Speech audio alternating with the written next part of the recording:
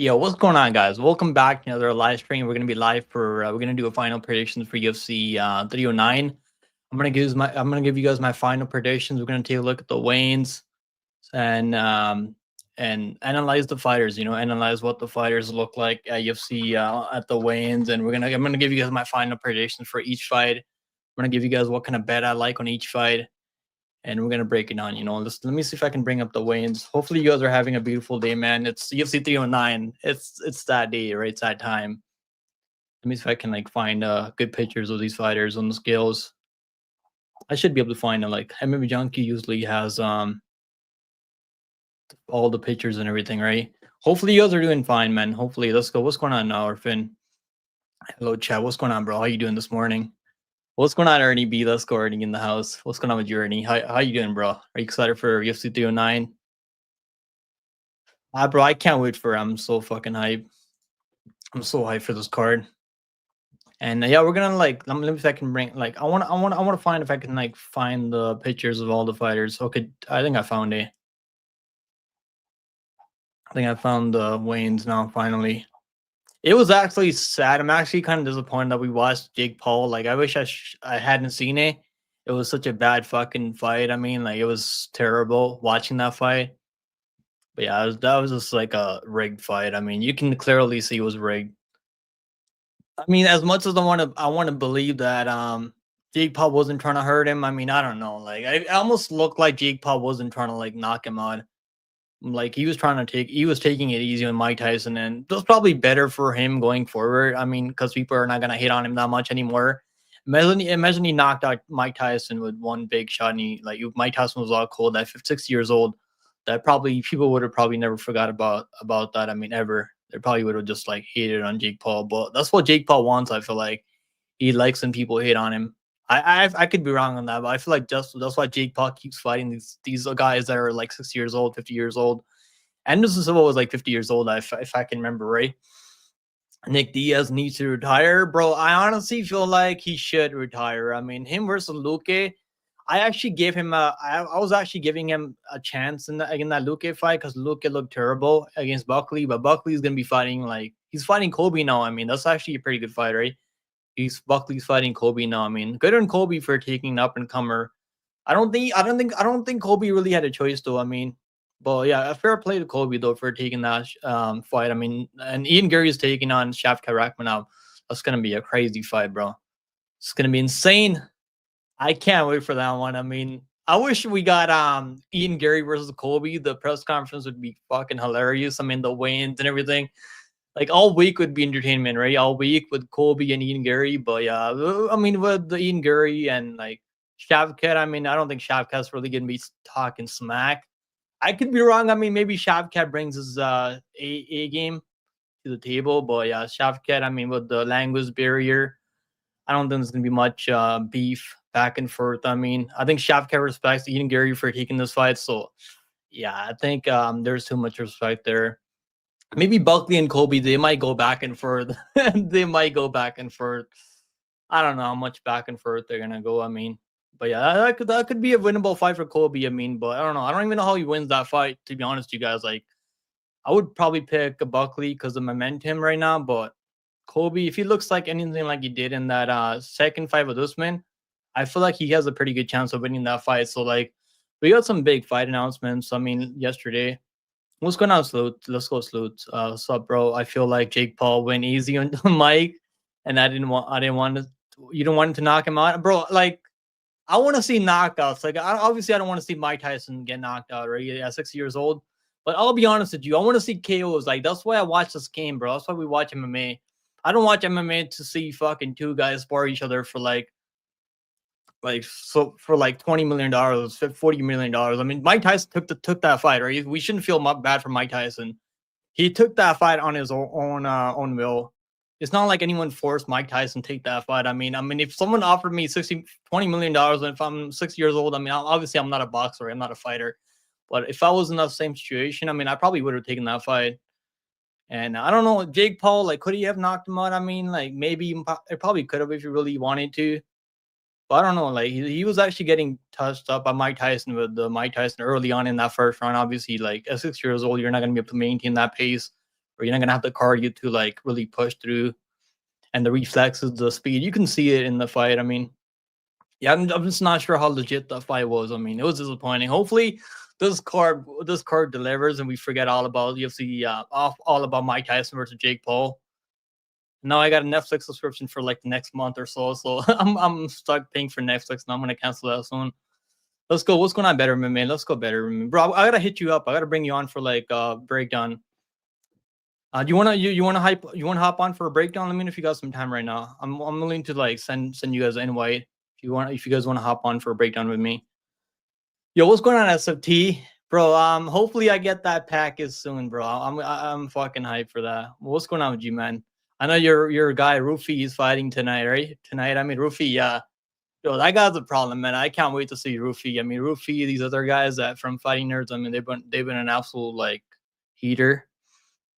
Shabkat got a low key sharp tongue, but I imagine Gary to set the stage. I don't think Gary likes talking smack. I mean, Gary's not really the best smack talker like in the game. So I don't know. Like I don't know. I think it's gonna be like they're both gonna respect each other. Like I think Shabkat respects even Gary for taking that fight because no one else is willing to take that fight. And I don't blame anyone, right? Like, Usman said he's not willing to take that fight. He's too early. And this is short notice for Ian Gary. So good on him. I respect Ian Gary for that. I mean, whatever he does also the octagon, I don't really give a fuck about that, you know? So I got respect for Ian Gary.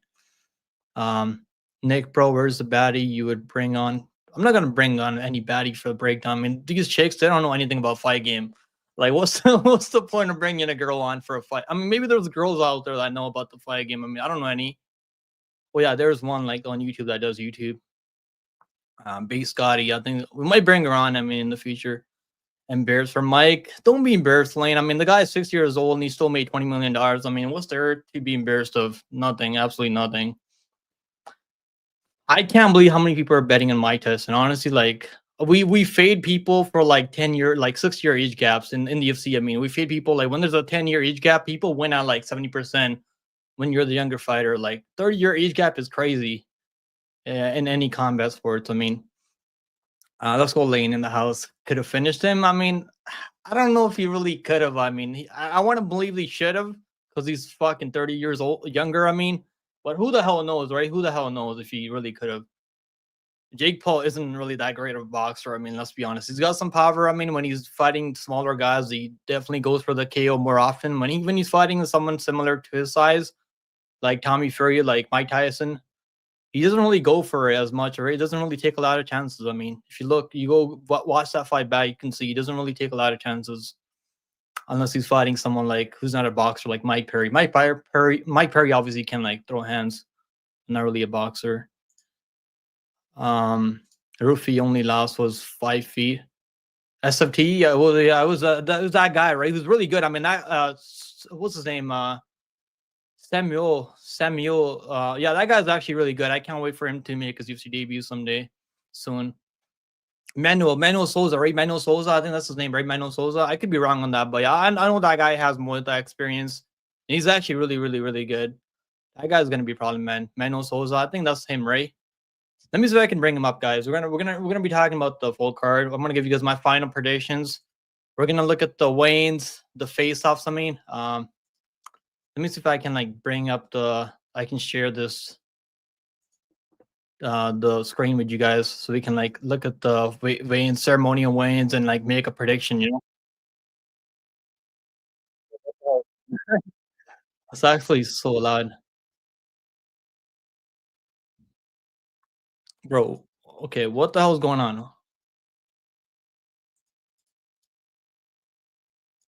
Okay, let me see if I can bring up the. Okay, there we go. I found it. All right, guys. So Moura, I'm actually picking Moura, guys. In the first fight, I'm picking Moura. You know why, guys? The reason why is because I think she's gonna be able to get takedowns here. I really do believe she's gonna be able to get takedowns. I mean, Hardy's not really a power puncher like Diniz Gomes. Hardy has obviously got better striking than Diniz Gomes when it comes to technique. But I do feel like Moura is gonna be able to get takedowns here. She's gonna be able to rack up control time. She's gonna be live for a submission, but I don't think she's getting that submission. Hardy's like has too much UFC experience to get caught up in a submission at this point, maybe. unless he gets absolutely ragdolled. But yeah, I'm leaning towards I'm definitely leaning towards Hardy here. I mean, like you look at the weigh-ins. I mean, like you can see the difference here. I mean, like Mora's a lot bigger, even though he's the one moving up a weight class here to 125 from 115. But he was having trouble making weight at 115. And I think the sneaky play on this one is Moura by decision. Obviously, you want to take the money line if you can still find plus money on it. But I really do feel like she's gonna be live for like she's gonna be live to win this fight by like a close 29-28. It's gonna be her control versus Hardy's output, right? Volume mostly. Hardy's even when Hardy's winning, she's dropping a run in the third round. She dropped the third round by to Hardy. Not Hardy, I mean Jamie Lynn Hort, who's pretty horrible. Jamie Lynn Hort is fucking terrible. Even though she's Canadian, I respect all the Canadian WM fighters because at least they're winning, right? But let's be honest, Hort is horrible. Like I don't know how she won that fight with Petrovic. I'm gonna pick Moura. I think her losing to DC Gomes is not bad. DC Gomes is obviously has more power, is more physical in her approach to the game. Yeah, I'm leaning towards Moura here, guys. I really do feel like Moura. I really hope she's fixed that cardio issue. I mean, that maybe moving up a weight class, not cutting all that weight to make 115 might help her here. Because look at the size. I mean, it's crazy that Hardy used to fight at 135 in the past. Like, I don't know how she's fighting at 135. Obviously, the lower weight class fighters are better when it comes to skill. Obviously, if this stays standing, I mean, Hardy is gonna win that decision all day long. But if this one, like Moura can mix in takedowns, and I think she's gonna take her down. The question is, can she hold her down and control her? Can she go for submissions? Can she backpack her? That's the question that you should be asking yourself if you're gonna go bet on Moura. And I think she's worth at plus money. She's worth the bet here. With the size difference, I mean, her moving up a weight class, she made weight. I mean, she didn't miss weight for this fight, and those are good signs. I mean, and her going the distance, right? She finished the girl in Contender Series. She finished that Ruiz girl, who's obviously way undersized. Was fighting at should have been fighting atomweight. I mean, obviously, she really didn't have a good run in the UFC. Ruiz, whatever her name is. But yeah, I'm gonna go with Moura. I think Moura's gonna get this one on. By decision plus 275. That's actually a sneaky number. Then that can cash. I want to pick her by submission, but I think Hardy training with Dan Hardy, they're gonna have a good game plan. And obviously, she's been training takedown defense for this fight. She knows what she has to work on. I still feel like she's gonna get taken down, so I'm gonna lean towards Hardy here. What are your 5 best bets on this one? I'll give you guys my best bets after we're talking about this card. I like Moura at plus money. I'll give you guys a safe play on this one if you want to parlay something on this fight. Moura plus 3.5. This is it right here. Plus 3.5 on Moura. It's minus 225, minus 245 or something like that. It's still a good parlay, but you can add this to like a parlay if you want to juice up a parlay. Because even when Hardy's winning fights, he's winning a close like 29-28 or split. Her versus Jamie Lynn Hurt, who's horrible. Like Moura would wipe the floor with Jamie Lynn Hurt. Maybe not wipe the floor, but you guys know what I'm saying. Like, see, I think Moura would probably beat. I would pick Moura to beat Jamie Lynn Hurt by like 30-27 or like submission. Because I do think Moura's wrestling is just that good. Yeah, but yeah, plus 2.5. I think that's safe. I parlay plus 2.5. Even if she gasses, I think she's gonna win the first, or like she's gonna win one round out there. Like Hardy gets taken down. Normally, like she's getting taken down towards the end of her fights. But yeah, that's not like because people can't really figure her out, right? She's got really good footwork. She moves in and out of range pretty well. She'll like kick you from kick your legs, body kick you. She obviously has more weapons, right, to win this fight if she's able to defend those takedowns. But her takedown defense is like 60%. She's been taken on before JJ Aldrich. I know they didn't credit her with the takedown. I don't know why they didn't give her that takedown, but she clearly got taken on by JJ Aldrich. And even Jamie Lynn Hurt was able to get some takedowns on her. Moura's taken on everyone she's fought in the UFC. Nisi Gomes was like showed some of the best takedown defense we've seen in that fight. And I was watching that fight this morning. So I'm gonna go with Moura. I think Moura. Let's see what the lines are right now. I know the lines are closing now. I got Moura plus 124 in a parlay. Like a long shot parlay. I also got our money line at plus money. So she's minus 112 now. So the line's flipping this morning. Yeah, I was leaning towards Hardy like in my early breakdown. Then I eventually changed my pick. The past couple days, I was like, I'm gonna go with Moura. I think she's gonna be able to get takedowns. Hopefully, she doesn't fade. I mean, if she fades, then obviously Hardy's probably gonna win. I think it's gonna be close. It could be like a split if it goes a distance. Obviously, Moura has the finishing ability here with her submission game, with the ground and pound. Hardy doesn't really finish anyone. She's been finished before. Obviously, to Jenny Robertson, who's one of the best grapplers in WMA. That's probably not bad. I mean, yeah, you're leaning towards Moura. I'm going with Moura also. Obviously, like there's questions. I mean, on her game, she can't get those takedowns. She's gonna need takedowns. She's gonna need control time. Obviously, I keep repeating that over and over. What's going on, Bob? I haven't picked the lock of the week yet. We'll pick one. We'll pick one by the end of this live stream. I'll pick a lock of the week on the channel. I mean, on this on at the end of the live stream. Don't bet WMA. Yeah, that's a good idea. I mean, don't bet WMA. Just leave it alone, right? I mean, it's the first fight of the night. I mean, you don't have to bet the first fight of the night. I just if you got plus money on Moura, I think that's a good play because he's got size. He's got the only thing I would favor Hardy is the cardio, the volume on the feet, and but I think Moura's gonna be able to do enough. So I'm gonna give me Moura. She's not the underdog anymore. I mean, it's minus 112 now, or like you can still get plus 100 on some books, but just leave it alone because she's gonna have to get those takedowns going. Zero balance. What's going on, Zero balance? Said Hardy by decision. Yeah, that's the way I was leaning towards. I mean, early in the week, but I have my reasons for changing the pick here. Yeah, they both look pretty good. I mean, Hardy seems pretty confident here. Maybe Dan Hardy's gonna have a really good game plan for to avoid those takedowns. Maybe she's been drilling us BJJ, and maybe she's been working on that BJJ. Maybe we see Hardy like get a submission if Moura really starts getting desperate for takedowns, which he was getting desperate in that other fight, which was Diniz Gomes. I mean, she was getting desperate for takedowns, but she still was going for takedowns. I think she attempted like 20 takedowns or something, which is pretty crazy, man. Because she was pretty tired. I think she attempted like over 20 takedowns in that fight. I was watching it back this morning. I was like, holy shit, she went for like she got like 5 takedowns. That's not bad. I mean, 26 takedowns. She attempted 26 takedowns in 15 minutes. That's a high percentage, man. Even if you're not getting takedowns, like look at Marab and these styles. And I don't think Hardy's gonna be dangerous enough to like do enough damage. I mean, it could be Moura's control time versus Hardy's output on the feet in the first 2 minutes of every round. That's the way I see this fight going. Let's move on. Let's not spend too much time on this fight. This is obviously the first fight of the night. Next fight on the card, Basil Hafez. Is it Basil or is it Basil? I think Basil Hafez versus Elliott. So this line's actually gotten way crazier. It's like minus 300. I mean, that's pretty crazy. I was leaning towards Hafez before, but I watched more tape and like, yeah, I think I might be biased. I mean, I faded Elliott with Parsons. I thought Parsons was gonna win that fight. Parsons was my lock of the week because I thought Parsons was gonna be able to take him down. I'll wrestle him and I'll cardio him. I mean, and land enough output on the feet. But it really didn't matter. I mean, Elliott went out there, beat him on the feet, beat him with the wrestling, with the takedown defense. The guy has phenomenal takedown defense. The guy knows how to win fights. I mean, he's never lost a fight that goes a distance. I mean, this guy just knows how to like put it all together. So I'm gonna pick Elliott here. I think the over 2.5. I got on the over 2.5 at minus 175. So I like that. Really love that. I think you can still parlay the over 2.5 rounds. Well, even if Hafez drops him, I don't think he's gonna be able to put him away.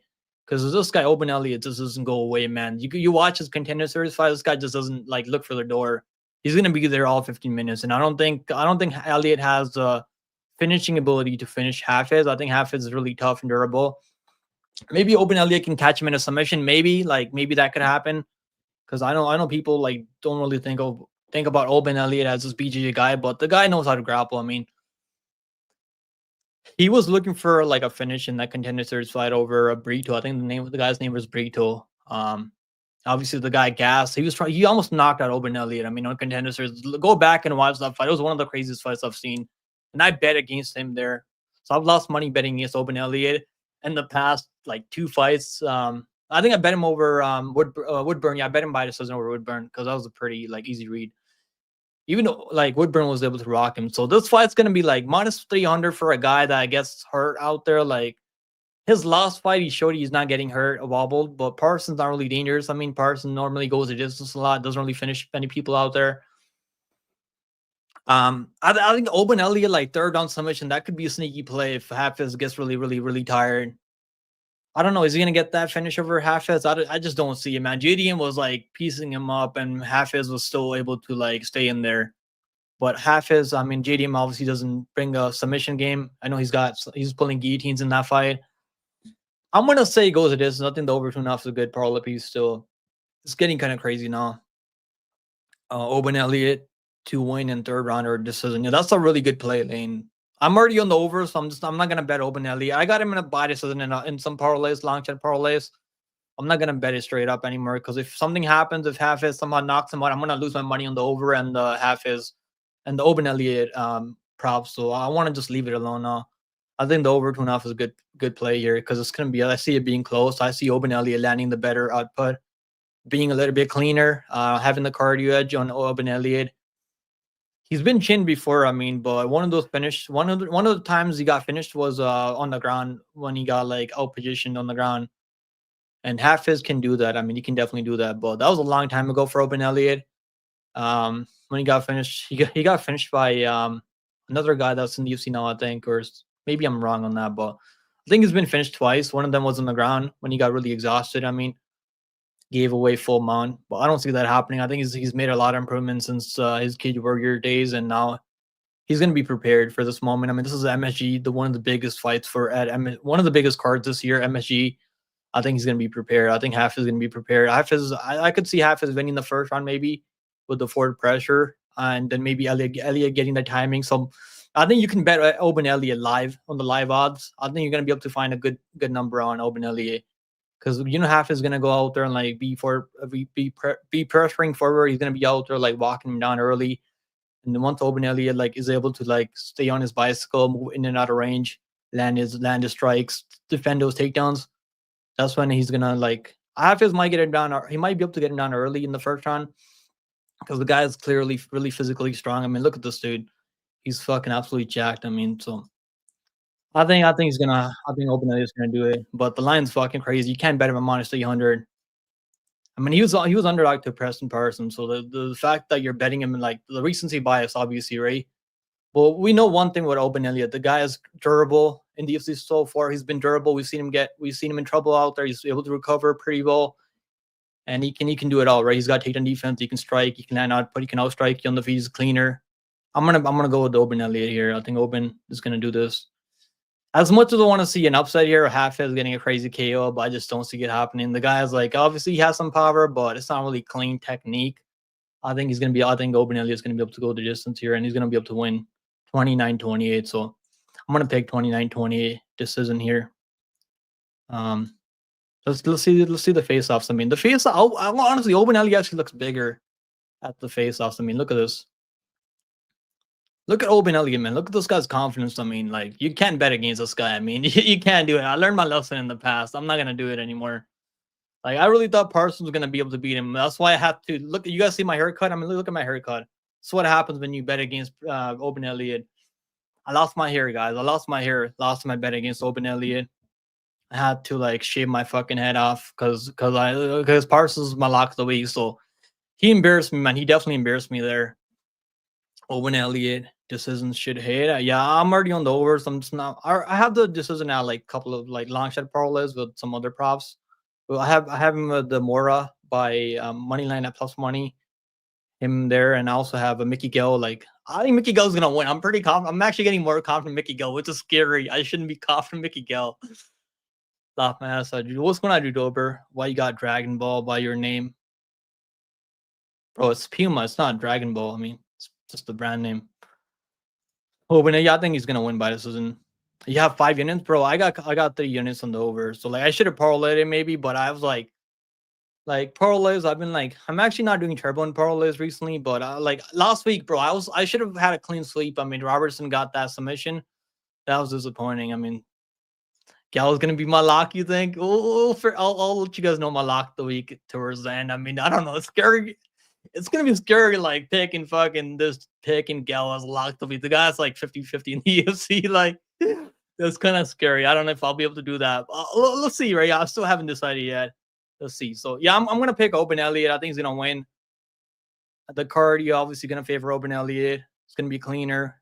He's got enough takedown defense to keep his standing, and I just see him being able to like just stay a one step ahead. I think.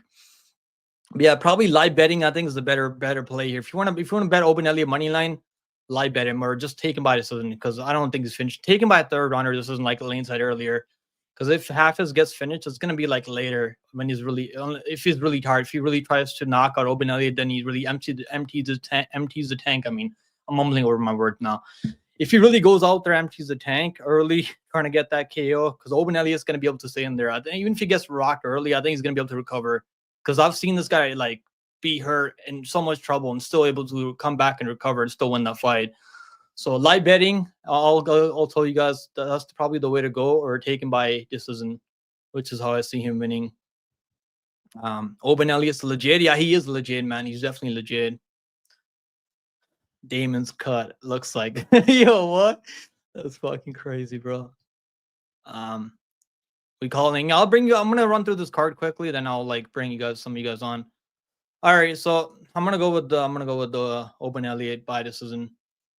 Next fight on the card, we got Mickey Gall. Mickey Gall, guys, my favorite fighter on the roster right now. I cannot wait to see Mickey Gall. He should have been headlining this card. It should have been Brahimaj versus a Mickey Gall headlining UFC 309. I mean, who wouldn't want to see that, right? I know people are complaining about John Jones versus CP. I mean, we have Mickey Gall. I mean, we're missing a lot. I mean, why is this fight not 5 rounds? I'm just joking. Anyway, so I'm gonna pick Mickey Gall. I'm actually really confident. I don't know why. For some reason, I'm like really confident Mickey Gall. And I was thinking about hedging Brahimaj's first round submission. I'm not gonna do it because I don't think he's gonna submit him. I think Gall's got enough takedown defense to like keep his standing. And I think about like Brahimaj is not gonna do fuck all, man. He's not gonna go out there and throw more than one strike per round. I mean, that's basically what he did. Now, to be fair to Brahimaj, he's probably not gonna get wrestled here, right? Yeah, Mickey Gall is gonna wrestle him. I don't know. He probably could. I think Mickey Gall can take him down and wrestle him if he wants to. I'm not sure if he's gonna be able to do that. I just think Mickey Gall is gonna be able to keep his standing. He's gonna be able to outstrike him on the feet. I just think Mickey Gall wants to win more than Brahimaj. Unless Brahimaj's still 30 years old, right? That's probably why the number's not taking off. Why the money line is not taking off for Mickey Gall. Why he's not minus 200. Obviously, because of record 7-6. I mean, that's all in the UFC. Also, like you got to look at that, right? Brahimaj is like he has 2 wins over guys that are like I don't know who those guys are. I mean, I've been watching the UFC for over 10 years. I don't know who the fuck those guys are. I really can't tell you guys who the guys are that he's beaten. And he got dropped by Corbin McGee. I mean, we recently picked Corbin McGee over Tim Means because I think Corbin McGee's pretty good when he can implement that wrestling game plan. But come on, like getting dropped by Corbin McGee at this point, I mean, like, what are we doing right now, Brahimaj? I think Brahimaj is an absolute fraud. And I don't think when he can't get that early submission, early takedown, and control the fight, he just kind of like takes pictures out. Like that's the way I'm gonna put it. He just basically he's gonna go out there, take pictures. And he's going to be waiting. He's going to be waiting. He's waiting. He's going to be waiting every round. He's going to be waiting. He's going to throw 1 strike per round. And, like, I think he's going to lose this fight. I mean, I don't know. I think it's going to be tough enough to go the distance here. I don't think Mickey Gall has a lot of power. And I think he's got enough takedown defense to keep his standing, where he's not going to get a wrestle by Mickey Gall. I don't think I see Mickey Gall wrestling him, taking him down. On the feed, Mickey Gall should be the better striker. I think Mickey Gall at minus 142 is like not bad with the UFC experience that he has. He looked better. We've seen improvements in the striking. We've seen improvements in the chin. His chin looked better against Hafez. I mean, Hafez obviously not really a power puncher. Obviously has better power than Brahimaj. I mean, let's be honest. Mickey Gall hits way harder. And if Gall had won that fight, it was pretty close. The Hafez fight was pretty close. I don't think Brahimaj has a cardio to like get the submission in the later rounds. So he's gonna have to get the submission in the first round. He's got like all 10 wins by like under 1.5 rounds. So if you think Brahimaj is gonna win, take him by like first round or like second on submission. That's the way he's gonna do it if he wins. I just don't see it. I just don't see him winning this fight, guys. I'll like straight up with you guys. I think Gall at minus 140 is a fucking steal of the century. I feel embarrassed saying that. Like, because like it's 7-6 in UFC. Like I shouldn't be this confident on Mickey Gall. maybe I'm gonna be pissed when I'm watching him lose his fight tonight. I mean, so make sure you guys tune in for the fight companion later. But I think Mickey Gall is gonna win this fight. I'm pretty confident Mickey Gall here. If Brahimaj had some power, I'd be like kind of worried because Mickey Gall, the way he swings in the pocket, like there's definitely openings you can take advantage of. But yeah, I just don't see it. Like he might be able to take him down early, maybe, but if he doesn't get the submission in the first round, he's gonna be cooked because he's not gonna throw enough volume unless he really wants to save his job. And I just don't see him being able to do enough out there. Like the fucking stream, guys. Make sure you guys like the stream, if you guys appreciate the grind. We're here up in the morning. I mean, I should have been sleeping in. Normally, I'll like sleep in on Saturday if I'm not live. So we're here doing a breakdown, and I'm gonna send you guys the link later so you guys can hop on the stream with me and we can talk about the fight game. You know, after I'm done breaking on this card. So I'm gonna go with Mickey Gall. I think the line's not bad. It's bettable. Like, look at the guys that he's losing to, right? Guys that he's losing to, like, obviously that's not a good sign when you have to bring guys that he's losing to when you're betting on the guy. But I mean, he lost to Randy Brown, he lost to Mike Malott, who has power, is a finisher, early, can knock you out, can submit you. And he had good moments in that Mike Malott fight on the field. He was cracking Mike Malott early, also. Like, let's not forget that. I mean, he obviously fought CM Punk, like at least, yeah. Obviously, I think Brahimaj would probably submit CM Punk. He beat Sage when Sage had a lot of hype on him. I mean, it's just the UFC didn't really give him that time to like develop a reasonable right fighting cans like Brahimaj. Brahimaj has a 10-5 record because he's fought some absolute cans. It's not like Mickey Gall. He's been fighting the UFC this whole entire time. I think Mickey Gall with the height advantage, with the reach advantage, I think he's gonna be able to get this one done. 2-inch reach advantage is not that crazy. I mean, but I'm gonna go with Mickey Gall. I think Mickey Gall is getting this one done. Mikey probably volumes him, but Ramirez is a stronger outler. Yeah, I think like if he does, I think he might get a few takedowns like in the first round, but I don't think he's gonna like really get that submission. Mickey Gall can grapple, man. I think people forget, man. Mickey Gall is known for his grappling. I mean, people forget, bro. People forget. And good submission attempts. He hasn't really got the fight to the mat. I mean, when he's fighting the guys that don't know what they're doing. I mean, I don't trust him to get the submission early here, unless he shows up like a completely different fighter. Now, to be fair, on the weigh-ins, he actually looked not that terrible. Let's look at the wins. So, like, here are the wins, right? Like, he actually don't look that terrible on scales. To be fair, so I'm going Mickey Gall, man. I'm going Mickey Gall. I believe in Mickey Gall. Look at this dude, man. You think this guy's losing to Brahimaj? Look at this hat, bro. What kind of hat is that? It's like, okay, maybe that's fucking racist. I mean, I'm Indian. I mean, that shouldn't be racist. What the fuck is he wearing? I mean, is that like a dustpan? Okay, maybe that's too far. Yeah, fade Brahimaj, guys. Fade Brahimaj. Easy money on Mickey Gall.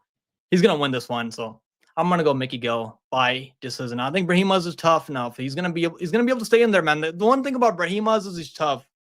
He's not gonna look for the door. I mean, I just don't think he's gonna be able to do enough to win the fight. But I just see him like losing like maybe 30 points on if he can't get any takedowns, but probably gonna be like 29-28. Maybe he goes for the takedown submission early, can't get the submission, and Mickey Gall is able to like outland him, out damage him. Mickey Gall, pretty confident pick in Mickey Gall. And if you guys like my early breakdown, I was like, I'm not gonna bet this fight. No one should be betting this fight, but like there's really not a lot of spots that I feel confident in on this card. Yo, let's go Nate Brown with the gifted membership, man. W's for Nate Brown. Guys, can we get some W's for Nate Brown? Boy, Nate Brown starting the morning with fucking gifted. Let's go. All right, guys. So I'm gonna go with Mickey Gall, obviously. So like I said it like a million times.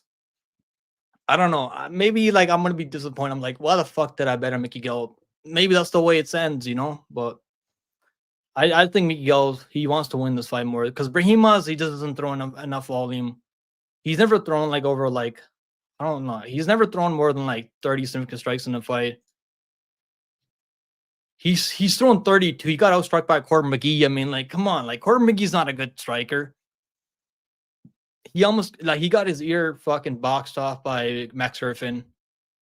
I know guys that swear a lot. I mean, that's just the way I talk. I mean, so I know some people don't like that. It is what it is, you know. But yeah, Mickey Gall is gonna be the pick in this one. Okay. Let's go. Next fight on the card. We got Martian Tybura versus Jonata Diniz. Jonata Diniz. I'm picking Jonata Diniz. I think he's gonna knock him out. I think Tybura, obviously, like I respect Tybura's game. I know he's pretty good. He's pretty solid. He can get some takedowns. He's able to like take some damage. What if he's not able to take damage? What if he's not able to get this fight to the mat?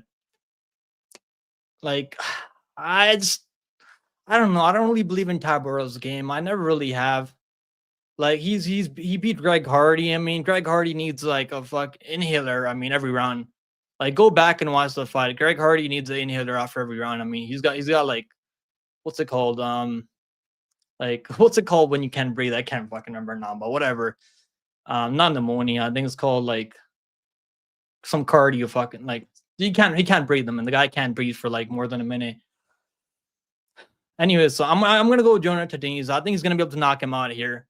He might be able to just like pick and poke at him and just stay at range and not let Tybura get close. I could see that happening. I mean, Jonata. So like when people compare Jonata to what's that guy's name? I mean, I'm forgetting his name now. Tuivasa, bro. Tuivasa's I don't think Tuivasa's is a clean like striker as Jonata. Obviously, Tuivasa has more power, I feel like. But he's a brawler. I mean, Tuivasa's a brawler, right? That's what he wants to do. He wants to brawl. He wants you to just swing recklessly so he can counter you. Tuivasa. That's what Tuivasa does, right? He's got a lot of power. The guys could be Tuivasa could probably fight at like 205 or like. I really do believe Tuivasa, if he really like trained properly, like he could probably fight at 205. Jonata Diniz, obviously we know when he gets taken on, he's absolute turtle on his back. So like, if you're betting Jonata Diniz at plus money, I think it's worth it, guys. I really do think it's worth it. He's supposed to fight Derek Lewis, who has a lot of power. I mean, and Derek Lewis, like, I think Derek Lewis would be favored over Tybura. I really do. I think Derek Lewis would be like minus 150 over Tybura, even though Tybura could probably take him down. But I think Derek Lewis would be favored over Tybura with the knockout power, with the athleticism alone. Jonata Diniz, 34 years old. The UFC is really trying to push him here. I don't think the UFC really cares about Tybura. Tybura is taking this fight on short notice. Obviously, Tybura has a lot of experience, so if he's able to like push through, and he's able to take the power from Jonata Diniz, maybe you can take him down and bully him on the ground. I mean, obviously we haven't seen much from Diniz, which is why we're getting plus money Diniz here. At plus money, I think I'm willing to find out, man. Even when he got taken by Austin Lane, I mean, obviously not the best comparison. Austin Lane's a solid wrestler, though. He can wrestle. I know he's not really known for his wrestling, though, but like he's known for his like for his athleticism. I mean, but he can wrestle, man. We've seen Austin Lane wrestle out there. Obviously, he doesn't have the cardio. Tybura has better cardio. But like this fight's gonna go one of these ways. Like either Tybura is able to like get close. I mean, clinch and take him down. But yeah, either Diniz is gonna be able to keep him at range and just like be faster on the feet, and he's gonna be able to like land a jab, and he's gonna be able to like land some leg kicks here and there. I think Jonata Diniz can win this fight. I'm picking Jonata Diniz here. I thought he was a blue belt world champion. Who's a blue belt world champion? Let's go Rigo. Traditional hats always win, bro. Not the hats like that. I mean, those hats like Shavkat Rakhmonov or like the other guy from China. What's his name? Alateng Haley. We picked Alateng Haley as a dog over Rodriguez too. Those hats. I mean, those hats like those. That hat's like looks like a fucking garbage bin. Can Indian, bro? I can say whatever I want. I mean, I'm not gonna. Doesn't mean I'm gonna say it, but I can say whatever I want. Yo, Earl Boy has a pretty cool looking hat. I mean, let's not cap. I mean, I like Earl Boy's hat. I'm happy that he cast over for me in that one because that guy is tough as nails, man. I mean, good luck to whoever has to fight Earl Boy next. I mean, good luck to them. All right, guys. I'm gonna go with Jonata Diniz. Let's look at the face-offs here. But I'm picking Jonata Diniz to win this fight and find the knockout. He's gonna sleep Tybura. He's gonna knock the hairline off Tybura's fucking dome. Jonata Diniz, absolute Brazilian savage. He's gonna win this fight, guys. Put your life savings on Jonata Diniz. You might be able to get, if you win by Tybura, like should probably like live bet him because I feel like he's gonna take his time. Normally, like Tybura gets beat up early before he gets the takedowns. Like even that Tybura fight, he was like getting hurt pretty bad by Tybura with those elbows in the up close.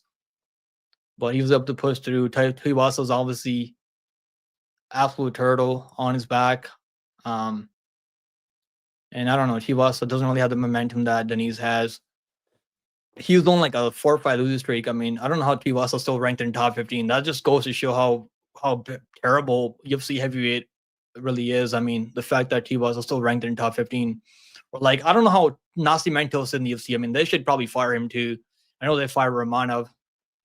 Yeah, so I missed a win. So yeah, I'm gonna go with Jonathan Diniz. But look at the Ceridon. I mean, Jonathan's not playing around. I really hope that we don't see him on his back. I'm gonna be disappointed if he's on his back and he can't like just an absolute turtle. That's not gonna end well for anyone that's like backing Diniz here. But I trust Brazilian Savage. Imagine Diniz gets an armbar submission. How crazy would that be, Ray? How crazy would that be if he got a submission on Tybura? Tybura's been finished before, man. Tybura, people forget, man. Tybura's been finished so many times before. He's probably not getting an armbar submission, but the guy's Brazilian, right? I mean, I'm sure he's training some BJJ. But yeah, he looked pretty terrible on his back when Lane was able to take him on. Maybe Tybura was able to take him on every round, just holding on. I mean, that could happen, right? Obviously, like that could happen. This is definitely the most experienced guy that he's fighting in the UFC so far. So like, you're gonna have to like keep that in mind, right? But yeah, I'm gonna go with Jonathan Diniz. I think he's winning this fight, guys. Jonathan Diniz is winning this fight. And he's going to win by KO. But yeah, take the money line. Like, why even take the prop on KO? Because he could win by this. We've seen him go the distance before.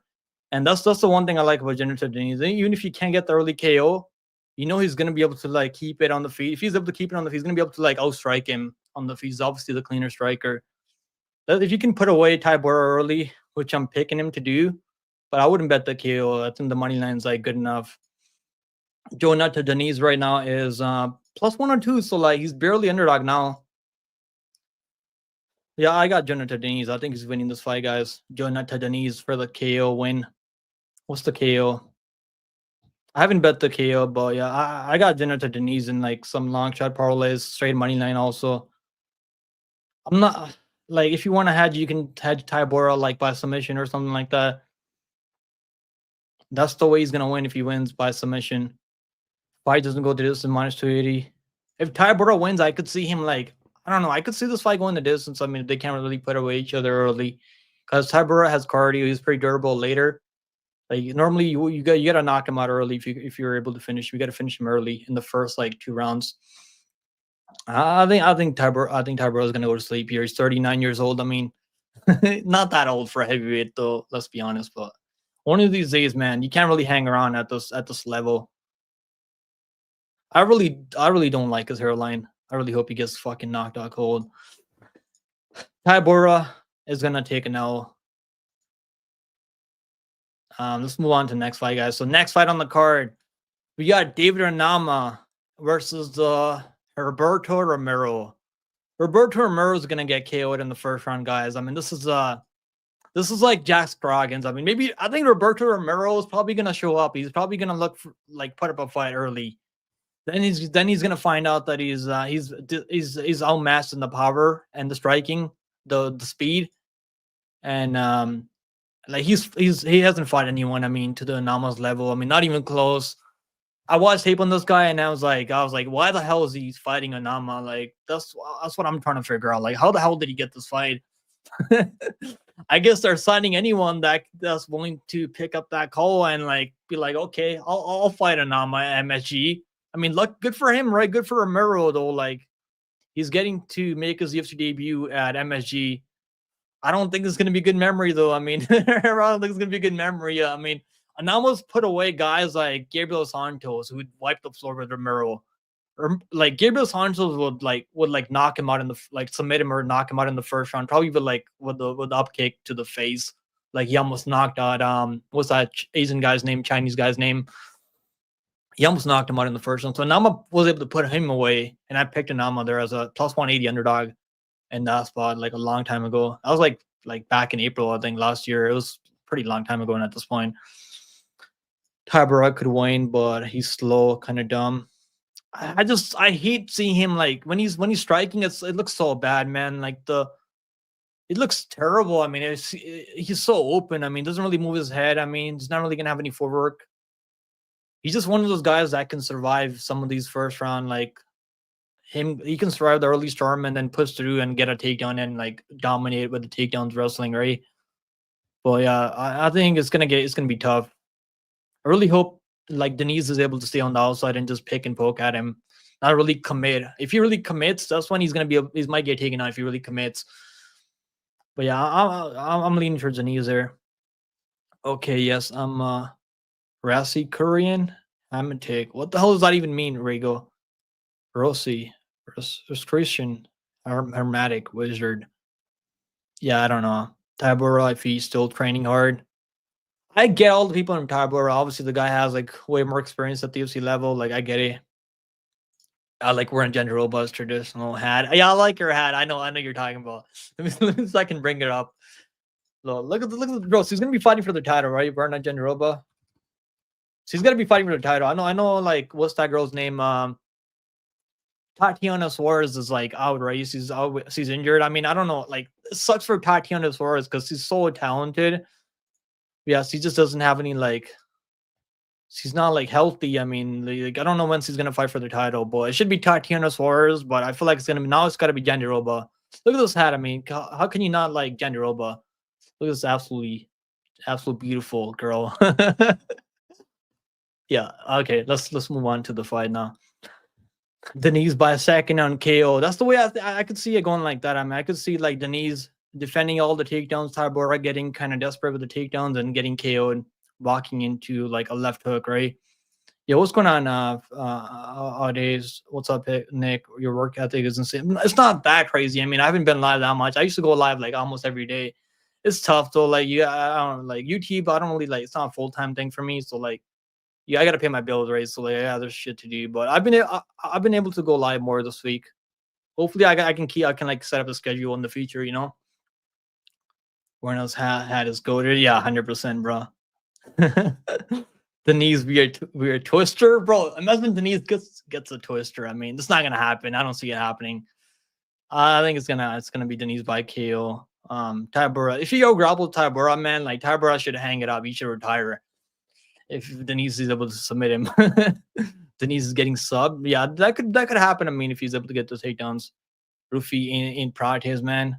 Bro, like I'll tell you a story. Yeah, like I bet against Ruffy on Contender Series with that Russian dude. I mean, that bro, like that if he's able to like beat a guy like Magomed Olive, I mean, the guy that has striking and grappling, like that has a bit of impact of Sangane, and he's able to go out there in the third round, TKO him like via ground and pound. I mean, bro, Ruffy is no fucking joke. I mean, but the line is crazy. I mean, Brazilians, nerds, unstoppable. Yeah, I mean, even the guy that Ruffy lost to got KO'd by, I mean, Manuel Souza, I think that's his name. That guy is also going to be in the UFC soon. All right, let's move on to the next fight. Nama, I'm going to go Nama by KO. I think Nama is going to get this KO. First round, guys, under 1.5 rounds. Minus plus 105 for the under. I think he's getting this KO, and he's gonna get this KO pretty early. So let's watch the wins. I mean, not wins. Let's watch the face-offs now. Do I have the volume on? I don't know if I can like. That's probably gonna mess with my audio though. I would say Ruffy inside the distance. I like the fight doesn't go the distance. I mean, that's safer, right? Like, why take Ruffy by inside the distance when you can take fight doesn't go the distance at minus 200? Like, that's my reasoning for that fight. Because it's minus 200 for the fight doesn't go the distance, and for the under, for Ruffy by ITD is like minus 170, right? Minus 175. I think you're probably gonna like it's gonna cost you a couple of dollars if you like take the fights and go this, and that's better. I feel like. I mean, you guys are trying to do bet openly on which fight, Ruffy. What's the point, bro? Like, he's minus 900. Like, what are you guys gonna do with that? What's going on, OG Smoker? What's up, bro? I think they cut Nascimento. I really hope they did, bro. Like, Nascimento, I picked Nascimento, and he's fucking terrible. Like, I'm actually embarrassed that I picked that guy to win. He just didn't do anything. I mean, not like Romano was tired. You can see clearly that he was tired after like the first round. And Nascimento just doesn't do anything. I'm happy I didn't bet on him because I would have been pissed more.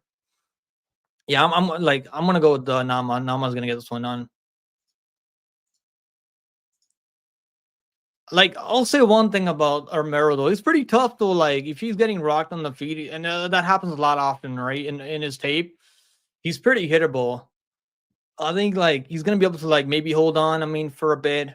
But Nama can grapple. Nama can like lock you in a submission. He can lock in a submission pretty quick if it goes to the ground. I feel like Onama's better on the ground. He's got submission skills.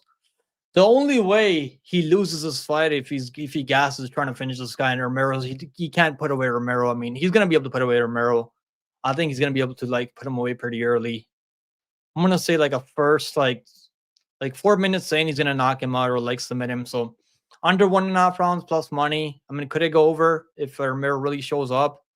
But we've seen it last week with the Scroggins. I mean, these guys are not really ready for this level, especially in short notice. Yeah, these guys, they're not ready for this moment. I mean, super short notice. I mean, Nama was supposed to fight Lucas Almeida, I think. That was gonna be a pretty good matchup. I was picking Nama by first round KO there. This should be easier matchup for him. Pick him, you know what it means. I know you're part of the cult too. No, I'm not part of any cult, bro. For size, bro. I like where your head's at, bro. The under 1.5 rounds plus money. If you want to be safer, you can take under 2.5 rounds in a parlay, but I like the under 1.5. Diniz, like not Diniz. I mean, Nama should be able to put him away. He's gonna show him levels. The thing about Nama is like even in that Nate the Train fight, like that was like a fight of the night. That was a crazy fight, back and forth fight.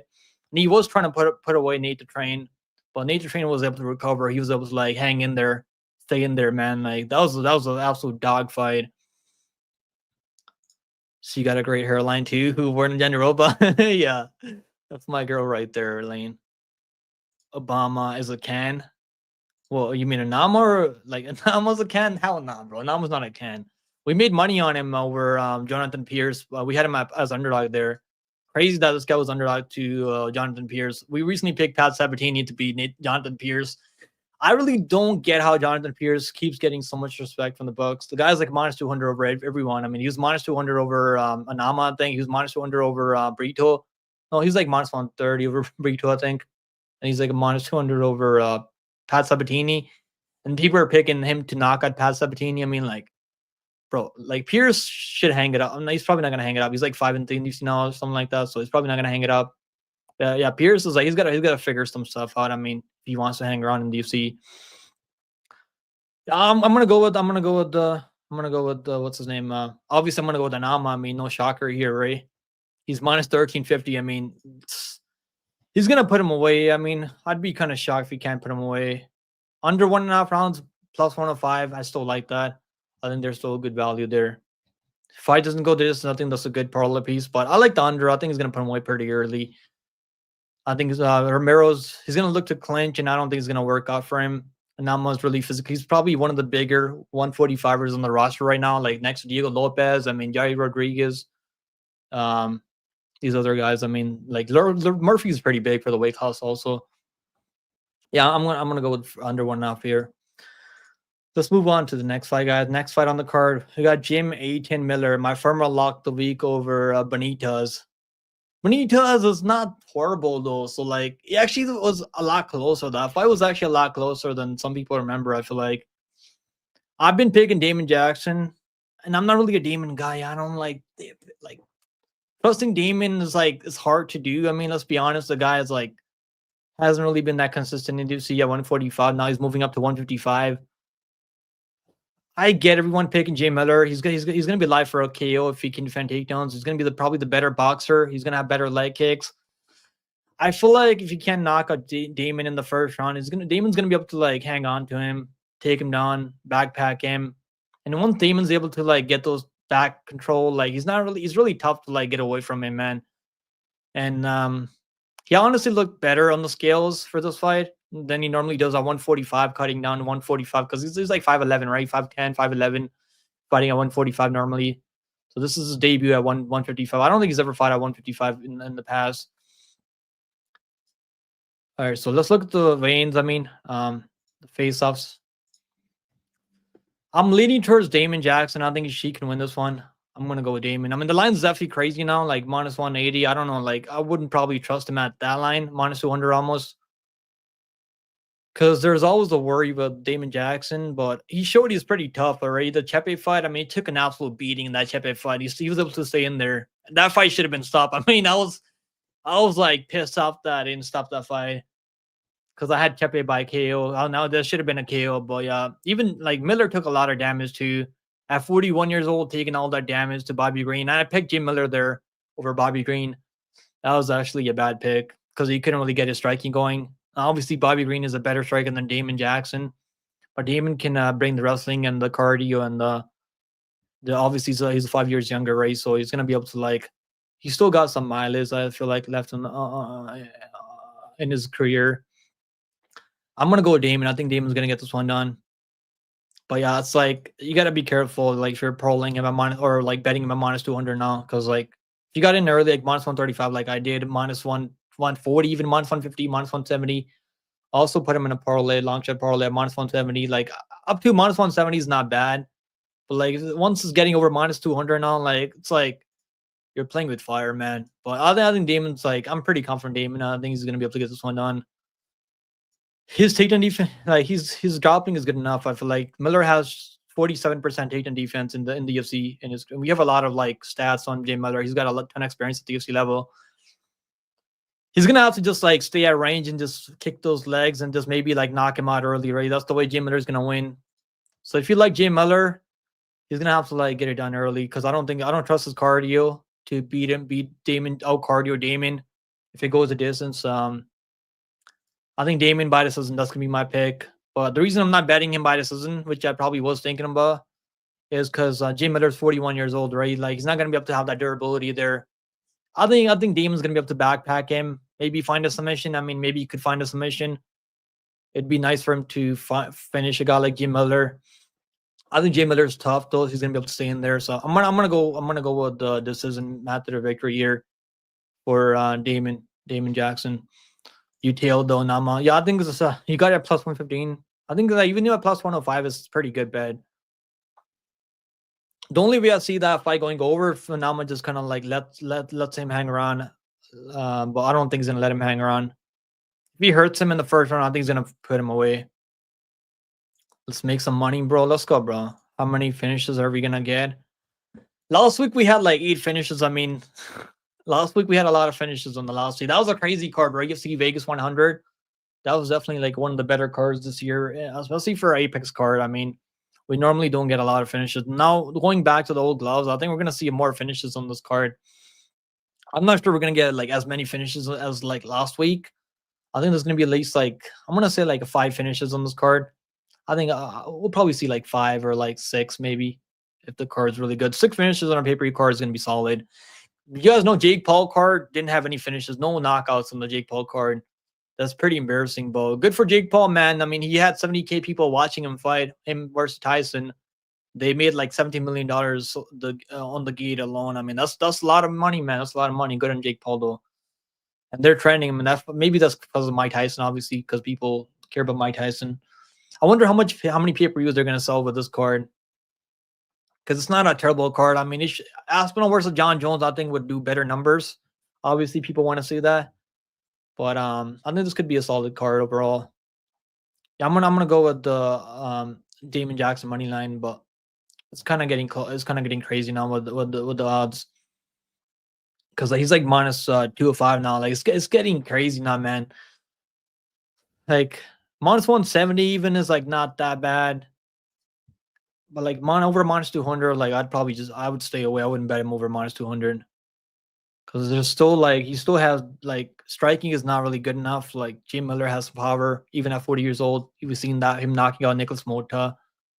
But, um,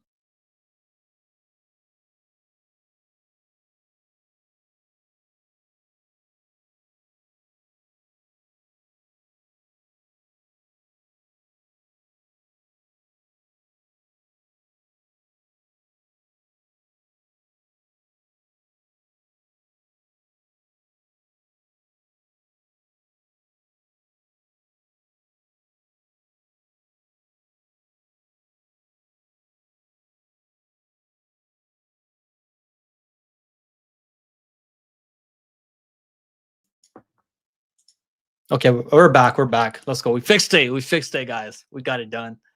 The Pakistani government, yeah, they took me off, bro. The bookies are on to me right now. They don't want me fucking giving you guys these plays. We're back. I'm happy to be back. Let's go.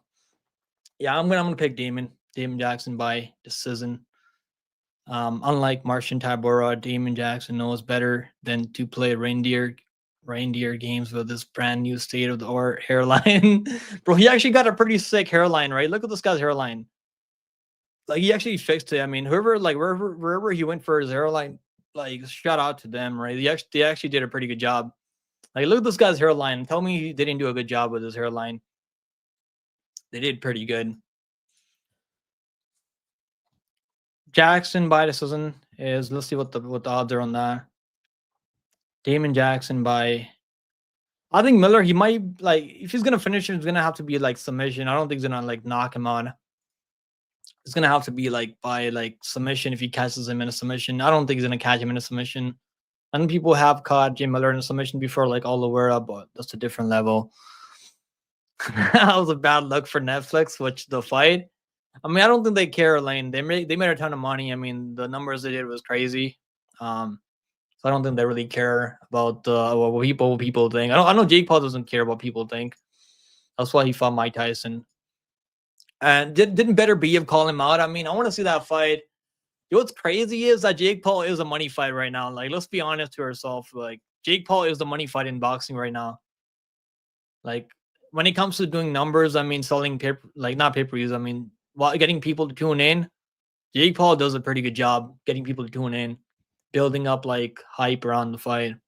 Even like him fighting a 6-year-old Mike Tyson still like got 70K people watching that fight live in the stadium. That's pretty crazy. I don't think you don't see that often. I mean, even like GSP back in the day, he was able to like put 50K people in the arena. So Jake Paul, like Jake Paul's a smart dude, man. Like, let's see how many numbers UFC 309 is able to do. I know John Jones versus Gall was able to sell over a million pay-per-views. They did pretty well. Maybe because that was John Jones' comeback after like a couple years off. All right, let's move on to the next fight. So next fight on the card is Chris Weidman. I mean, let's correct that. Chris Weidman. We're going back to the old gloves, guys. Parlay Chris Weidman and John Jones, and they're gonna win 100%. I mean, they cannot lose with those old gloves. They're gonna be poking he's gonna be poking Eric Anders in the eyeballs. Like, he's gonna be fucking. Eric Anderson better have those fucking glasses on, because he's in for a tough fight, man. He's in for a tough fight. With the old gloves, I mean, I don't know if I can favor Eric Anders anymore. I've been picking Eric Anders, but I'm not even sure why I've been picking Eric Anders. Probably because I've seen Weidman get KO'd. He's 41 years old. I mean, but the UFC is actually giving him a pretty good matchup here, like in Anders, because Anders is not really good at.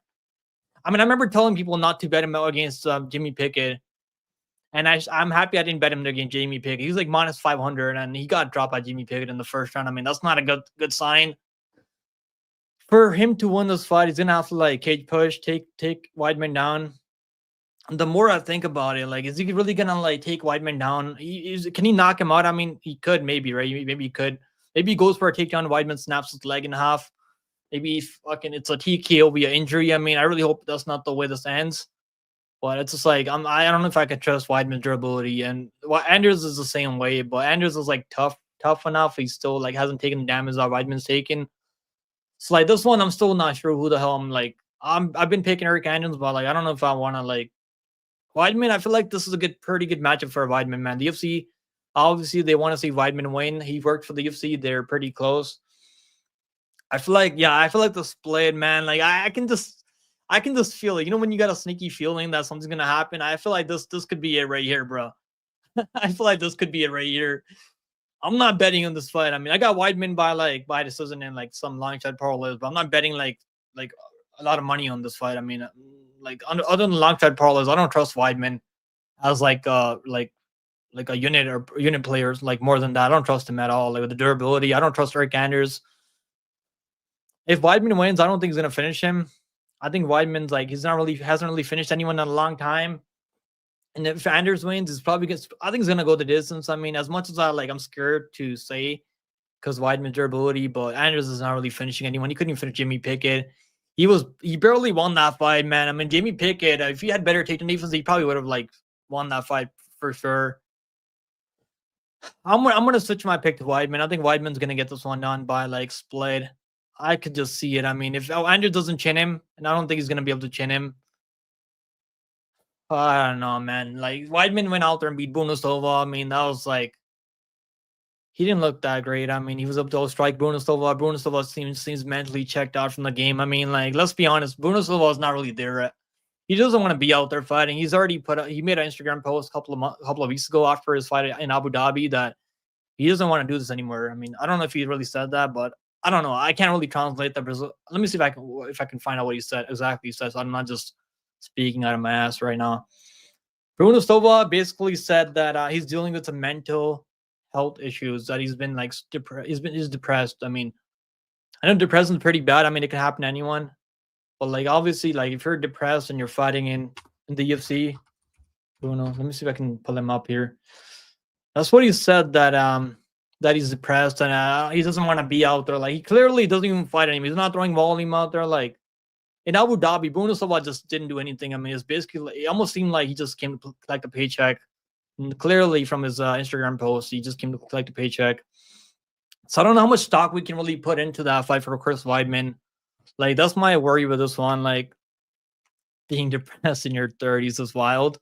Bro, depression doesn't have an age, man. People get depressed from shit that they go through in life. I mean, I don't think depression has a but I think for like athletes, they gotta have a therapist. They gotta like, I'm a therapist. I know, but I'm normally like, I mean, you gotta deal with it, right? We know some athletes in the UFC that have a psychiatrist or like psychologist.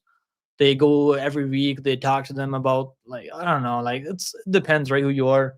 I know some athletes they're willing to go out there and like deal with it, you know. Like a guy like Bruno Silva, obviously, he probably doesn't want to go to a doctor and like talk about it and shit like that, you know. So let's talk about this fight. So I'm leaning towards Eric Anders, but I'm gonna pick Weidman. I think like the UFC with the UFC his ties with the UFC matchmakers with Dana White. I mean, he works on the weigh-in show on the UFC.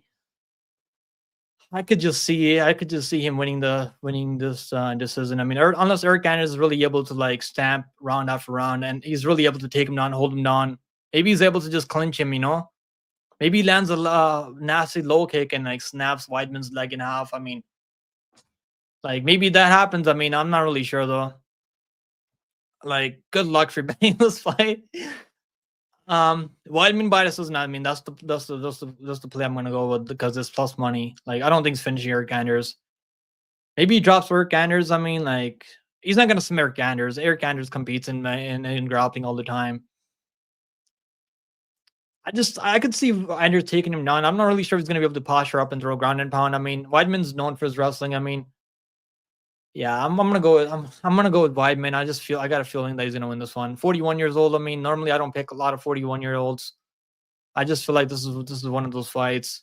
Eric Anders seems like he's clearly in better shape now. Let's look at the scales. I mean, the face-offs. I mean, Eric Anders looked like he also said that he's taking his career serious now. Like what took you so long, bro? Like, why are you taking your career serious now? Like, why not take your career serious in the first like couple fights?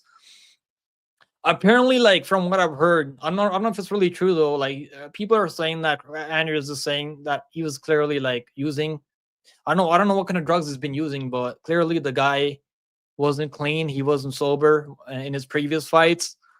So maybe now he's really like committing to the fight game. I mean, yeah, he's got skills to win this fight. I mean, but I don't know, man. I got a feeling Weidman's gonna be able to do this one. He's gonna be able to get this one done. This is a pretty good matchup for him. I mean, they're not giving him an up and comer. It's not like the UFC's like throwing him to the wolves. I mean, Anders is 37. I mean, how old is he? 37 or something like. He's like 36, 37. I mean, or 38. I don't know. He's got to be up there. Also, like, I don't think he's gonna make a lot of improvements in one fight camp. He's gonna have to control him. He's gonna have to like rack up control time, land some ground and pound, keep him down. I don't think he can do that. I don't know if I'm going to pick him based on that all alone.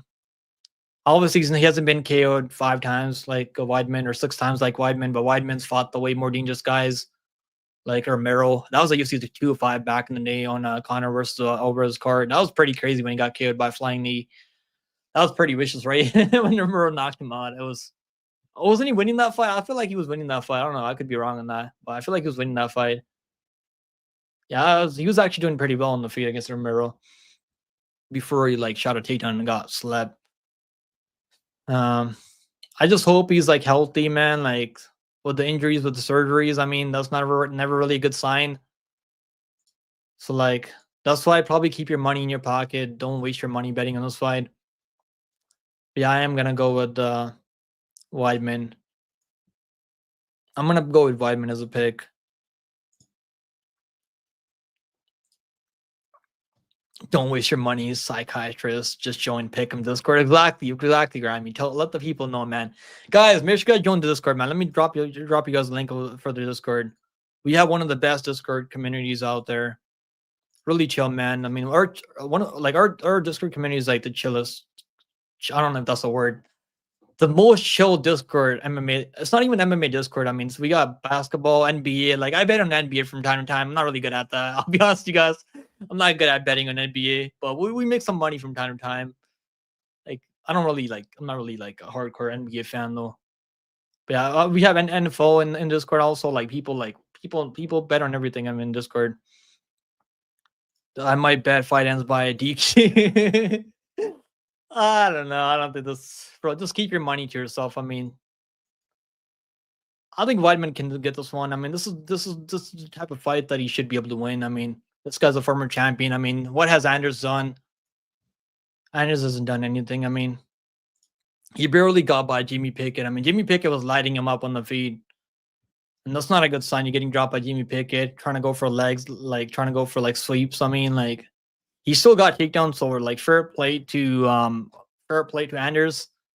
And I was picking Anders in my early breakdowns. I picked Anders, but I mean, I don't know. I don't even know why I picked him. Maybe because he hasn't been KO'd 6 times. I mean, that's not a good enough reason though.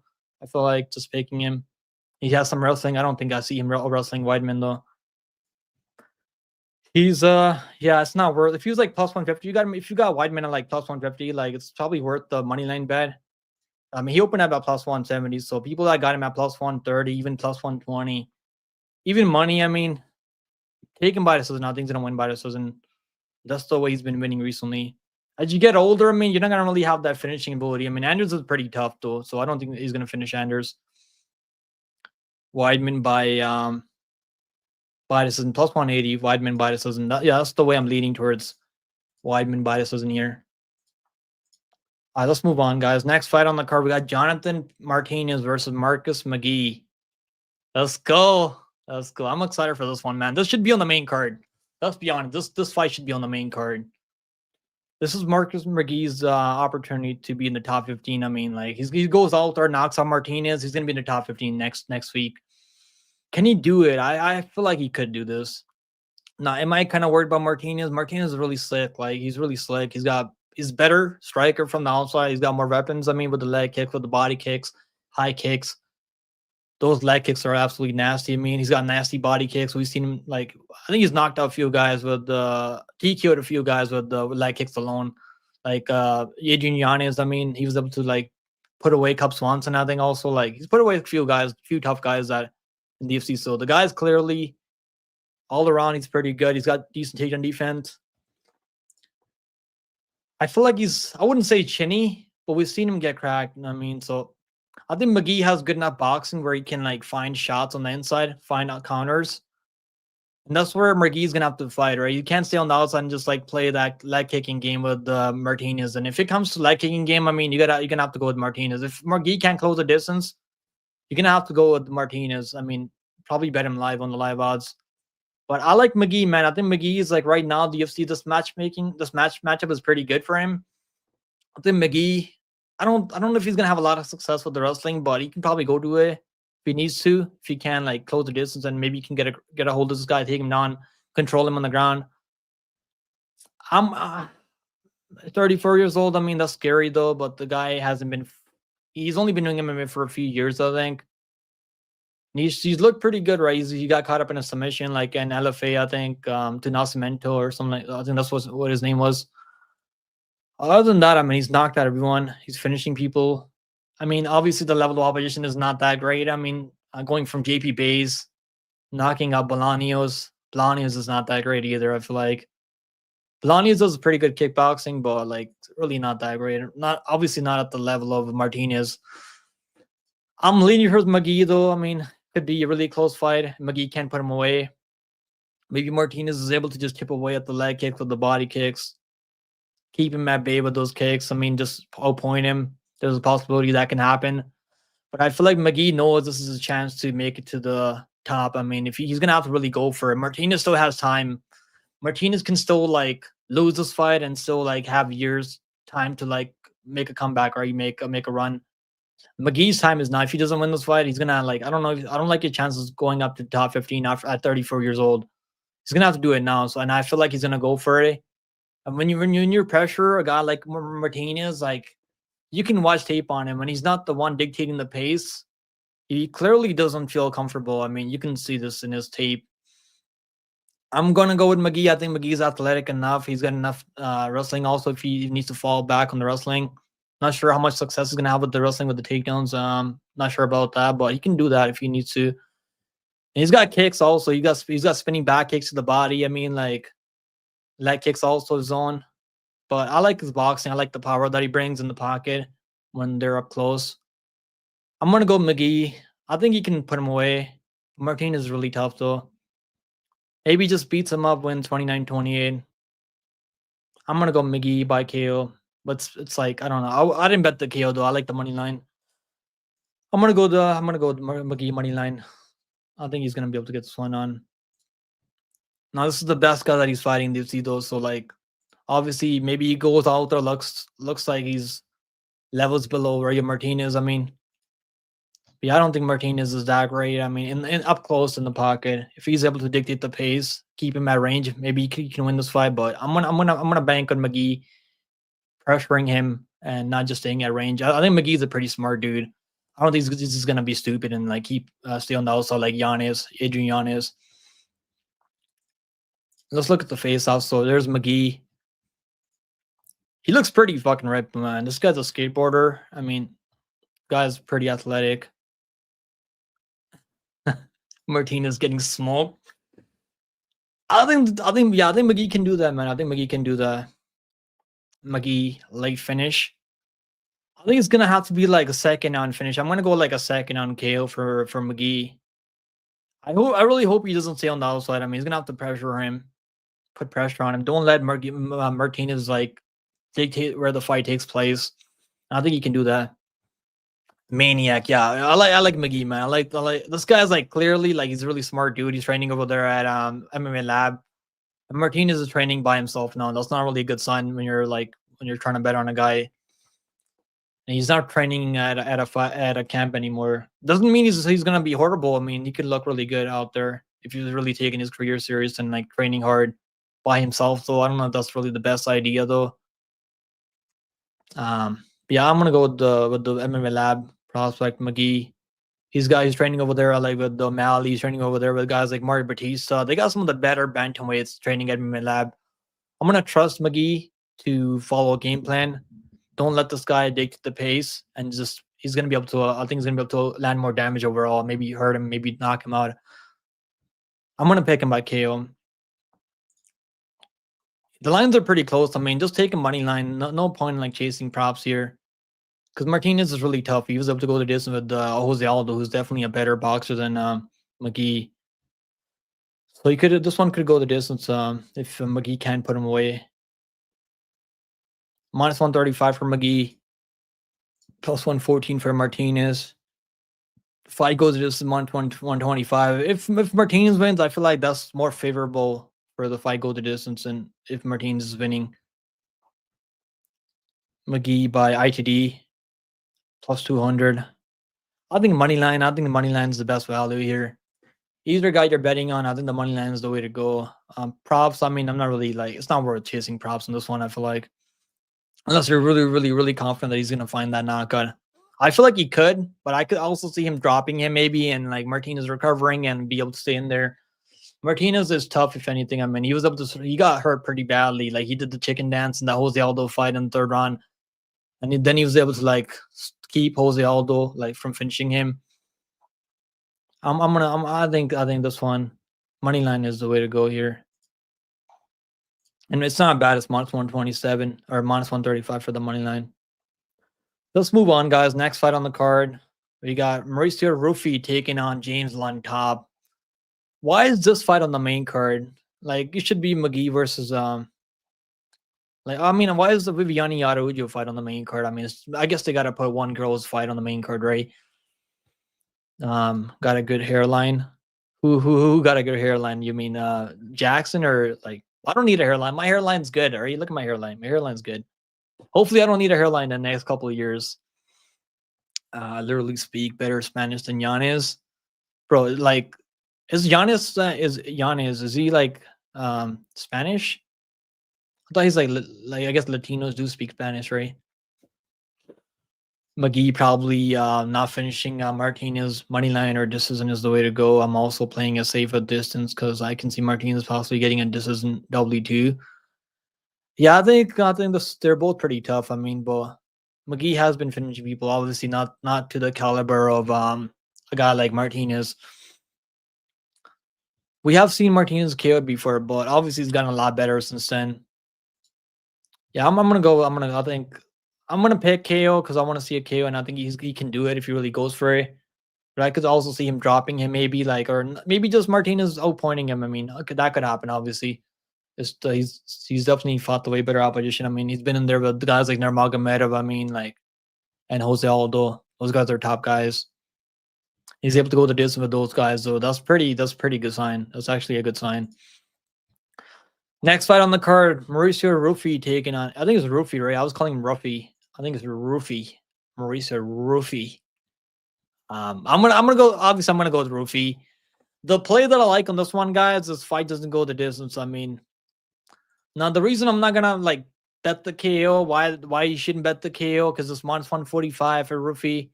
And Lantop has never been KO'd before. Ruffy has been KO'd before. I don't think Lantop's gonna knock him out, but it's the fight game, you know, anything can happen. I mean, the way Ruffy like swings in the pocket, I mean, there's a possibility Lantop can clip him. But Lantop is obviously not at the level to be able to find those shots. I mean, find those openings. I don't think he's gonna be able to find those openings. I think fight doesn't go this. The minus 200 is a pretty good play. Let's look at the face-offs here. Obviously, Lantop came in overweight. I mean, he didn't make the catch weight limit, I think. Obviously, the guy's taking this fight on short notice. We're supposed to see Ruffy take on Charlie Campbell, the guy from Ray Longo Weidman MMA, the guy that trains over there at Longo Gym. And yeah, like, what's his name? Yeah, Charlie is actually pretty good. He's dangerous on the feet. He goes for it. He's gonna pressure you. Lantop's like one of those guys. He's gonna be there to be hit. And when you're standing with a guy like Mauricio Ruffy, like, this guy was fighting at 170. Like, he fought at 170 on a contender series against a Russian Dagestani guy that trains with Magomed Ali, who trains with Islam Makhachev. And like, that fight was pretty close early. I'll be honest with you guys. I bet on Aliyev because of grappling. I thought Aliyev could probably take him down and like bully him on the ground, maybe knock him out on the feet. I really thought Aliyev was gonna be able to like put him away, because he was able to go out there and deal with he was able to go out there and beat Impact Kasang. And even though that fight was really close, but I put a lot of respect on the Dagestani guy, Magomed Aliyev. That was probably my worst week betting on contender series, because I bet on all the Russian dudes. I mean, from Bahrain, and I lost every bet I made on that card. That was a tough one. And I lost a ton of money betting against Ruffy. I should have bet him by KO, because I was like plus 600, I think, him by KO. So he was like a plus 200 underdog there against Magomed Aliyev. And he went out there, was able to defend takedowns early in the first rounds, land his own shots, break Magomed Aliyev, take him down and ground and pound him in his own game. Like, that's what Magomed Aliyev is known for, like, taking guys down. But he likes to strike. I mean, to be fair, he does like to strike more these days. Well, that's what he was known for, Dagestani wrestling and like beating you up on the ground. And Ruffy was able to go out there and beat him his own way. I mean, at his own game. Ruffy's gonna win this fight. He's gonna finish him. It could be submission, could be KO. I really think he could finish him by submission. I mean, Long Top has a pretty good chin on him. I could see Ruffy just like clipping him and then catching him in like a submission, like a guillotine choke, or like this guy trains with Kaya Brahali. I mean, those fighting nerds, those guys can do it all, man. Those guys can do it all. I mean, so I'm gonna pick the KO. I think we're all expecting a KO here, but don't be shocked if he's able to like take his back and like submit him, choke him out. Because I don't think Long Top has a lot to offer when the fights hit the mat. He could also finish him by ground and pound if he's able to take his back, backpack him. He's finished Magomed Aliyev by taking his back and backpacking him, ground and pounding him. The guy is like vicious. He's going to be looking for a finish. The guy's going to take chances out there. So personally, I don't want to be on the minus 900 money line when you're betting a guy like who's going to be taking chances, going to be there to be hit. And he has been KO'd before. Long Top. If you think Long Top is going to be able to throw enough volume, take the early power, maybe bet on Long Top. I mean, it wouldn't be the worst bet you make on this card at plus 600. But the guy who's taking this fight on short notice, he's fighting for his job here. I mean, like, Ruffy's definitely like the hype is through the roof right now. The guy's clearly pretty good. I mean, but minus 900, like, isn't that fucking crazy? That's pretty crazy. I feel like minus 100 for Ruffy. I get Bo Nickal being like minus 1100, but like Ruffy, it should be like minus 400. I feel like minus 500, minus 400. But the line's fucking crazy now. Against the guy that hasn't been KO'd before, I mean, Long Top, if he's able to take the power, maybe he can stay in there, make this fight close. Could be one of those fights, man. But I do believe in the fighting nerds, Ruffy. So I'm going to pick Ruffy. But yeah, I think the fight doesn't go the distance is the better play here. Because we have seen Ruffy finish before, and it's not like it's the MMA game, man. The way he takes chances, I mean, he's going to be there to be hit. I don't know if Long Top has enough firepower to put him away though. I think Ruffy's gonna put him away. He's gonna go for the finish, man. This is the UFC trying to build him up, right? There's a reason they have him on the main card, or like this is the main card fight, right? On the pay-per-view. Like, how often do you see guys that are not ranked on the pay-per-view card opening the pay-per-view? You don't see that happen often. I mean, there's not this the UFC doesn't have this fight on the main card because of James Long Top. I mean, let's be honest, right? It's definitely Ruffy. They're trying to build this guy at 155. He has exciting fighting style. I mean, he's got all wins by KO. I mean, the guy's finished everyone.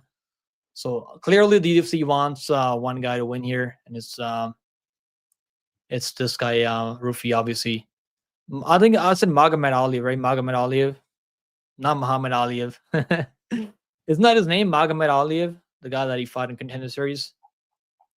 Or yes, Magomed Aliyev. Yeah, Raymond Magomed Aliyev. That's his name. Fighting nerds are and versions. I've seen the documentary you made, bro. That's actually pretty funny. That was actually pretty hilarious, bro. It will be the worst bet. Which one? The over 1.5 rounds? I don't know. I know it's pretty good odds. I mean, minus one. What is it? Minus 180 for the over 1.5 rounds, and like Long Top is able to hang in there sometimes. But I could see him like getting subbed early or like getting killed, grounded pound early. If Ruffy's able to take his back and like. Ruffy can knock him out on the feet also. Just because he hasn't been KO'd doesn't mean it can't happen. And the way Ruffy goes for it, man, like he just doesn't like he's not trying to stall the fight. That's the thing about Ruffy. That's the reason I think the UFC is really getting behind him, because he's gonna go out there look for the finish right from the bell. So like I like the fight doesn't go the distance personally. But if you think it's gonna go over 1.5 rounds with Long Top being able to take the shots, so far he's shown pretty good durability with his chin. Minus 1,000 for Ruffy obviously is crazy odds, but it should be minus 500. I feel like fight doesn't go the distance. Minus 200. I like the fight doesn't go the distance. Maybe, I mean, it could go the distance if Long Top is able to like hang in there and take the power early. If Ruffy's really trying to finish him early and he kind of gasses out later, then he just hangs around. But I feel like he's really gonna look for the finish. I mean, these fighting nerds, they all look for the finish. I mean, all of them, right? Kaya Brahali should have finished Jared Cannonier by KO in the 5th round. That was I don't know which referee was that. Was that Mark Smith or Jason Herzog? I mean, they should have stopped that fight. And like obviously, Gene Silva has 2 KOs. Practice has all wins by KO. I mean, these guys, they know what they have to do for the UFC to push him. They're pretty smart. I mean, that's the reason they're called fighting nerds, right? Their coaches have pretty good game plans. And I think he's going to prioritize a finish here on a pay-per-view card. I mean, opening a pay-per-view is going to prioritize a finish here. Could be submission, could be KO. But yeah, I'm going to say he finishes him. I'm gonna say KO as a pick, but I could see like a submission being a sneaky play because he's gonna have better ground game if he hits the mat. But I think he's gonna look for a KO. Next fight on the card, we got Viviane Araujo versus Silva. Now Viviane Araujo is pretty good. Let's be honest, she's not bad. She's pretty good in the first round. She's a bully. She still go for takedowns early. She's durable, and she doesn't have the cardio though, right? Like she can like push a wrestling heavy game plan for 3 rounds. She's gonna have to like. She wants to fight at her own pace. That's the way I can put it, right? That's the way Araujo does. That's what she's good at. She's able to be the bully out there. And I don't know if I can like trust her to be the bully. Like at first, like when I was breaking on those fight, I was like, okay, this could be a close fight. Maybe it could be like 28-28. But when I go back and like watch more tape on Silva, the one thing Silva has shown, she's got cardio. I mean, she can finish you in the first round. She's got dangerous BJJ. She's physically really strong for WMA. Probably one of the stronger grapplers at 125 at this weight class. And she's going to get takedowns. I mean, even when she's not getting early finish, she's shown she can get takedowns in every round. And still like set it up, right? She's going to strike with you for like a minute, then she'll like enter with the takedown. So it's not really going to telegraph those takedowns. That's what I meant to say. Silva is going to be the pick. I don't think she's finishing her. I think Araujo is really tough. Like Natalia was lighting her up on the feet with those kicks or those high kicks, head kicks. She's landing clean high kicks, and Araujo wasn't looking for the door, so he was trying to hold on. I could see like a submission for Silva if Araujo was getting hurt at range, then she's trying to clinch. She's shooting desperate takedowns. I could see Silva pulling a nasty guillotine choke. I mean, she has some nasty guillotine chokes. I mean, she has a nasty squeeze on those submissions. I think Araujo is tough. She's going to be able to go the distance. I'm going to say Silva by decision. I hope she finds a submission. I mean, I want to see her find a submission, but I'm not sure if she will be able to find a submission. But yeah, I want to see a submission though. Fighting for your job on short notice. Yeah, that's not a good idea, right? But maybe he didn't have a choice. I mean, this way, maybe the UFC might give him another fight for saving the fight. They might do that. What's going on, Shansi? Long top finished in under one round for sure. I think the fight doesn't go to this. Minus 200 is a pretty good play. I like that. I think it's safe enough. Silva submission or decision. I think decision. I'm leaning towards decision. I mean, like Araujo has good grappling, right? So he's gonna be able to like.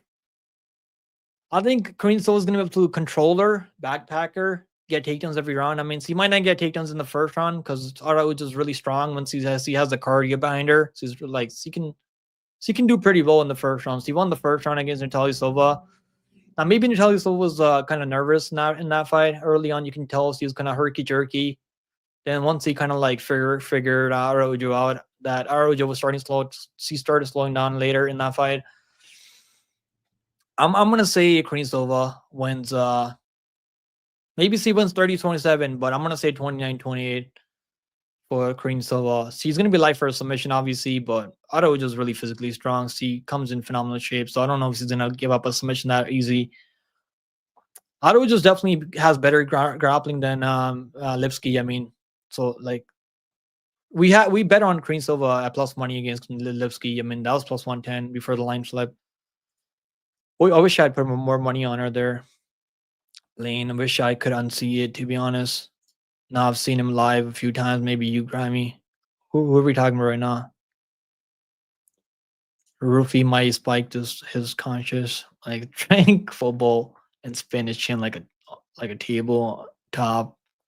That's crazy, bro. I mean, Ruffy, like I think it's gonna be like a right hand counter from Ruffy. It's gonna be a KO. Silva's a lock. I think Silva's going to win this one on the cardio basis alone with the wrestling, with their timings. He's not going to give up on takedowns if he doesn't get takedowns. That's the thing about Silva, right? Like, let's see how many takedowns he attempted in that fight against Lipski. Because I know he attempted a ton of takedowns there.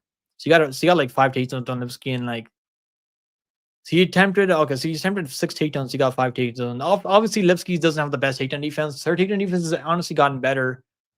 But yeah, Silva was able to take it down every round.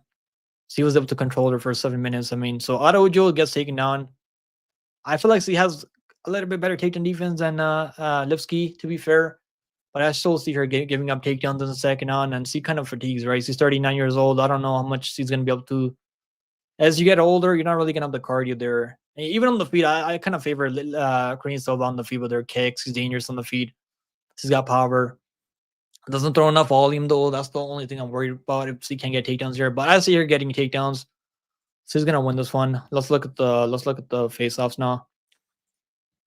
And she's absolutely fucking jacked, man. This chick right here, like, she's absolutely ripped. This is fucking biceps on her. Like, that's a fucking dude right there. Tell me that's not a dude. I mean, would you guys smash or pass Korean Silva? Let me know in the chat.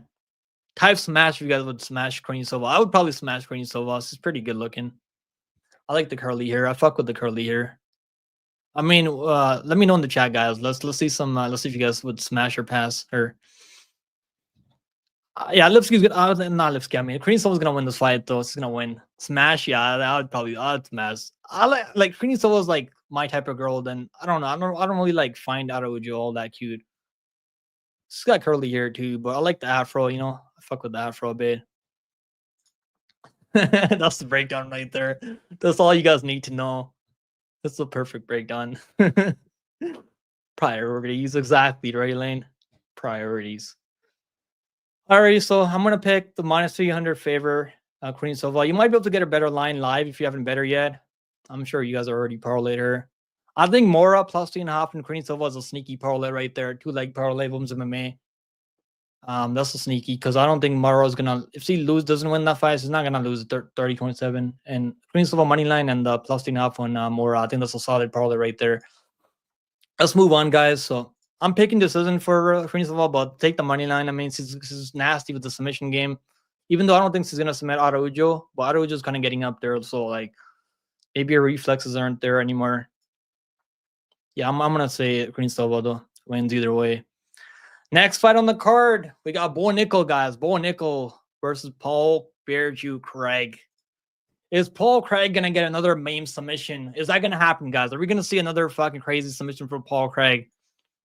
No, I haven't seen anyone pick Paul Craig this week, and I'm not even gonna lie to you guys. I was honestly considering picking Paul Craig just as a MAME alone. But yeah, I can't do it though. The guy's striking is so horrible. We picked Kyle Braulio to knock him out. I mean, and he was up to knock him out. Kyle Braulio is a top 5 ranked guy, so that's not even bad, to be honest. That he got KO'd by Kyle Braulio, but the number was plus 250 for Kyle Braulio by KO. The number here is minus 150 for Bo Nickal to knock him out. We're not even getting plus money on Bo Nickal, like either method of victory. I mean, if by him ITD is like minus 700, so like, what are you really gonna do here? How are you gonna bet this fight? You got to just take the money line, I guess. If you got it like minus 800, minus 700, minus 900, even, like, he should win this fight. I mean, if you want to hedge in Paul Craig by like a 3rd round submission, if Bo Nickal Paul Craig's able to hang around, I mean, stay in there, play that BJJ game off his back. Well, I just don't see it. I mean, Bo Nickal's going to be way better wrestler. I mean, wrestling beats BJJ like 9 out of 10 times normally. And I think Bo Nickal's going to be able to, he's going to be able to get this one on. That's not a shocker either, right? He's minus 1,300. It's fucking absolutely crazy. Jessica Andrade versus Korean Silva. I think just right now, I mean, I don't know. That'd be a close fight though, because the Korean Silva can put a wrestling game plan. We have seen like Jessica Andrade get subbed before by Blanchfield before. So I mean, obviously Blanchfield's pretty good. Guys, I'm gonna go with Bo Nickal. I mean, what a shocker, right? What a shocker. Bo Nickal is gonna be the pick. He's only minus 1,300, guys. I'm only minus 1,400. I think it makes sense. I mean, this is a really good matchup for him. It's crazy though. Paul Craig has submission wins over Jamal Hill and Magomed Ankalaev, Nikita Krylov, who is also supposed to fight on this card. How crazy is that, right? How crazy is that? How crazy is that? Holy shit. But yeah, he's probably not submitting a guy like who's competes in grappling all the time. I mean, wrestles all his life. I mean, he's already got experience fighting in big arenas. I mean, like, he's already got 6 fights in the UFC, man. He's comfortable now. I still don't like the striking. I mean, if it comes to striking, I mean, they're going back and forth in the strike. If Bo Nickal can't knock him out, I think Paul Craig might have the better kicks. I mean, but Paul Craig has no takedown, like, striking defense. I mean, he's open to so many counters. He's gonna be there to be hit. So like, I gotta go Bo Nickal as a pick. I mean, but like, He's gonna smoke him. Bo Nickal should be able to smoke him here. This shouldn't be that close.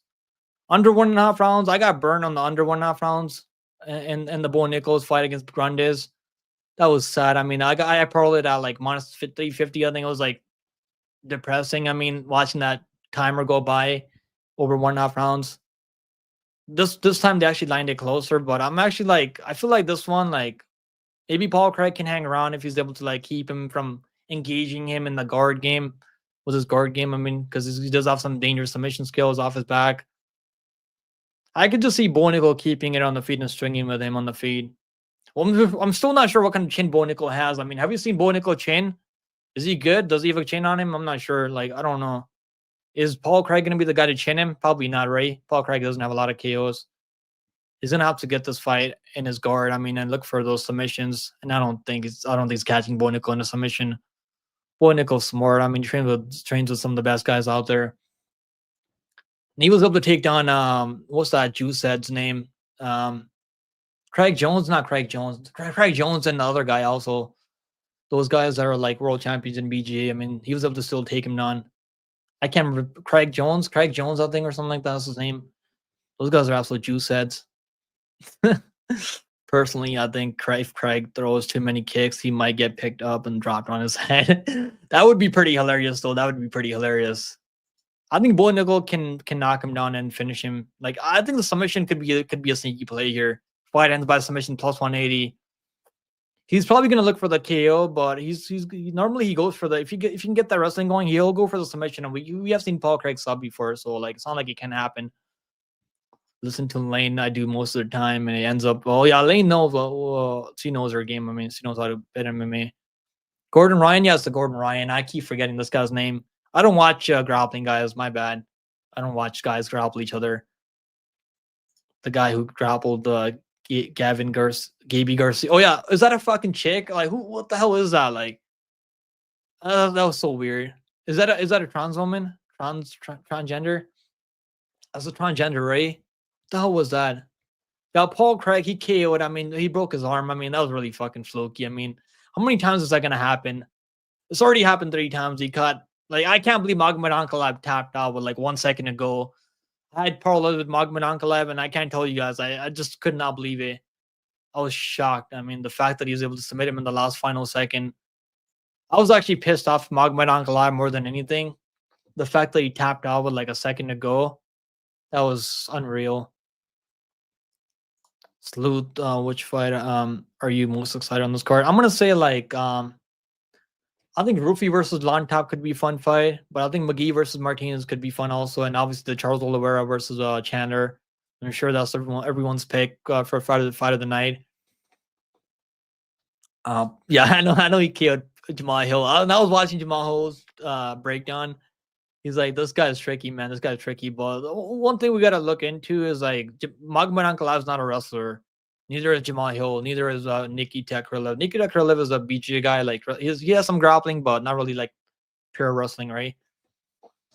Bo Nickal should win. I mean, minus 1400. Like, what are you gonna do? You're gonna have to take the under 1.5, or like Bo Nickal by first round. I mean, or second round.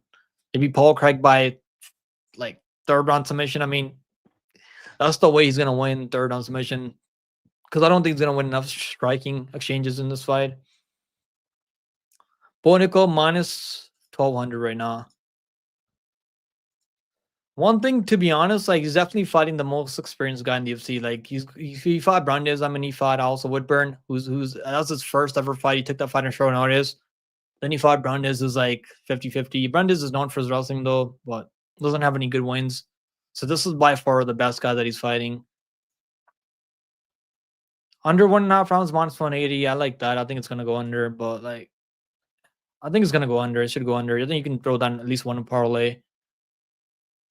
Yeah, the under 2.5 minus 600. You might as well take the under 1.5. But like Paul Craig is tricky, man. Like I could see him just surviving, just trying to survive and not like get finished. Like you could do that. We've seen people like just hang around when they're trying everything in their power not to get finished early. But Bo Nickal, I think he was disappointed that he couldn't finish Brandis earlier. You can tell watching that fight back that he was disappointed. I think he's gonna smoke him in the first round.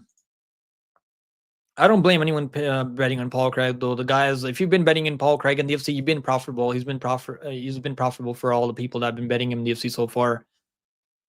He's been underdog, big underdog every time, and he's cast like more often than not. So the books have slept in Paul Craig before, but I don't think he's winning this one. He's kind of getting up there in age now. Like he's not the youngest guy for the game. Bo Nickal just has to be on his A game, and I think he's gonna win this one. Let's go, guys. Next fight on the card: Charles Do Bronx Oliveira versus Michael Chandler. This one, obviously, I'm picking Oliveira. I just trust him more if this fight goes past the first round. I don't know if I can trust Michael Chandler. Like, I like Michael Chandler. I mean, the guy is exciting. One of the most exciting fighters at 155. Him, Islam Makhachev, Dustin Poirier, Justin Gaethje, Max Holloway now. Like, these guys are all exciting.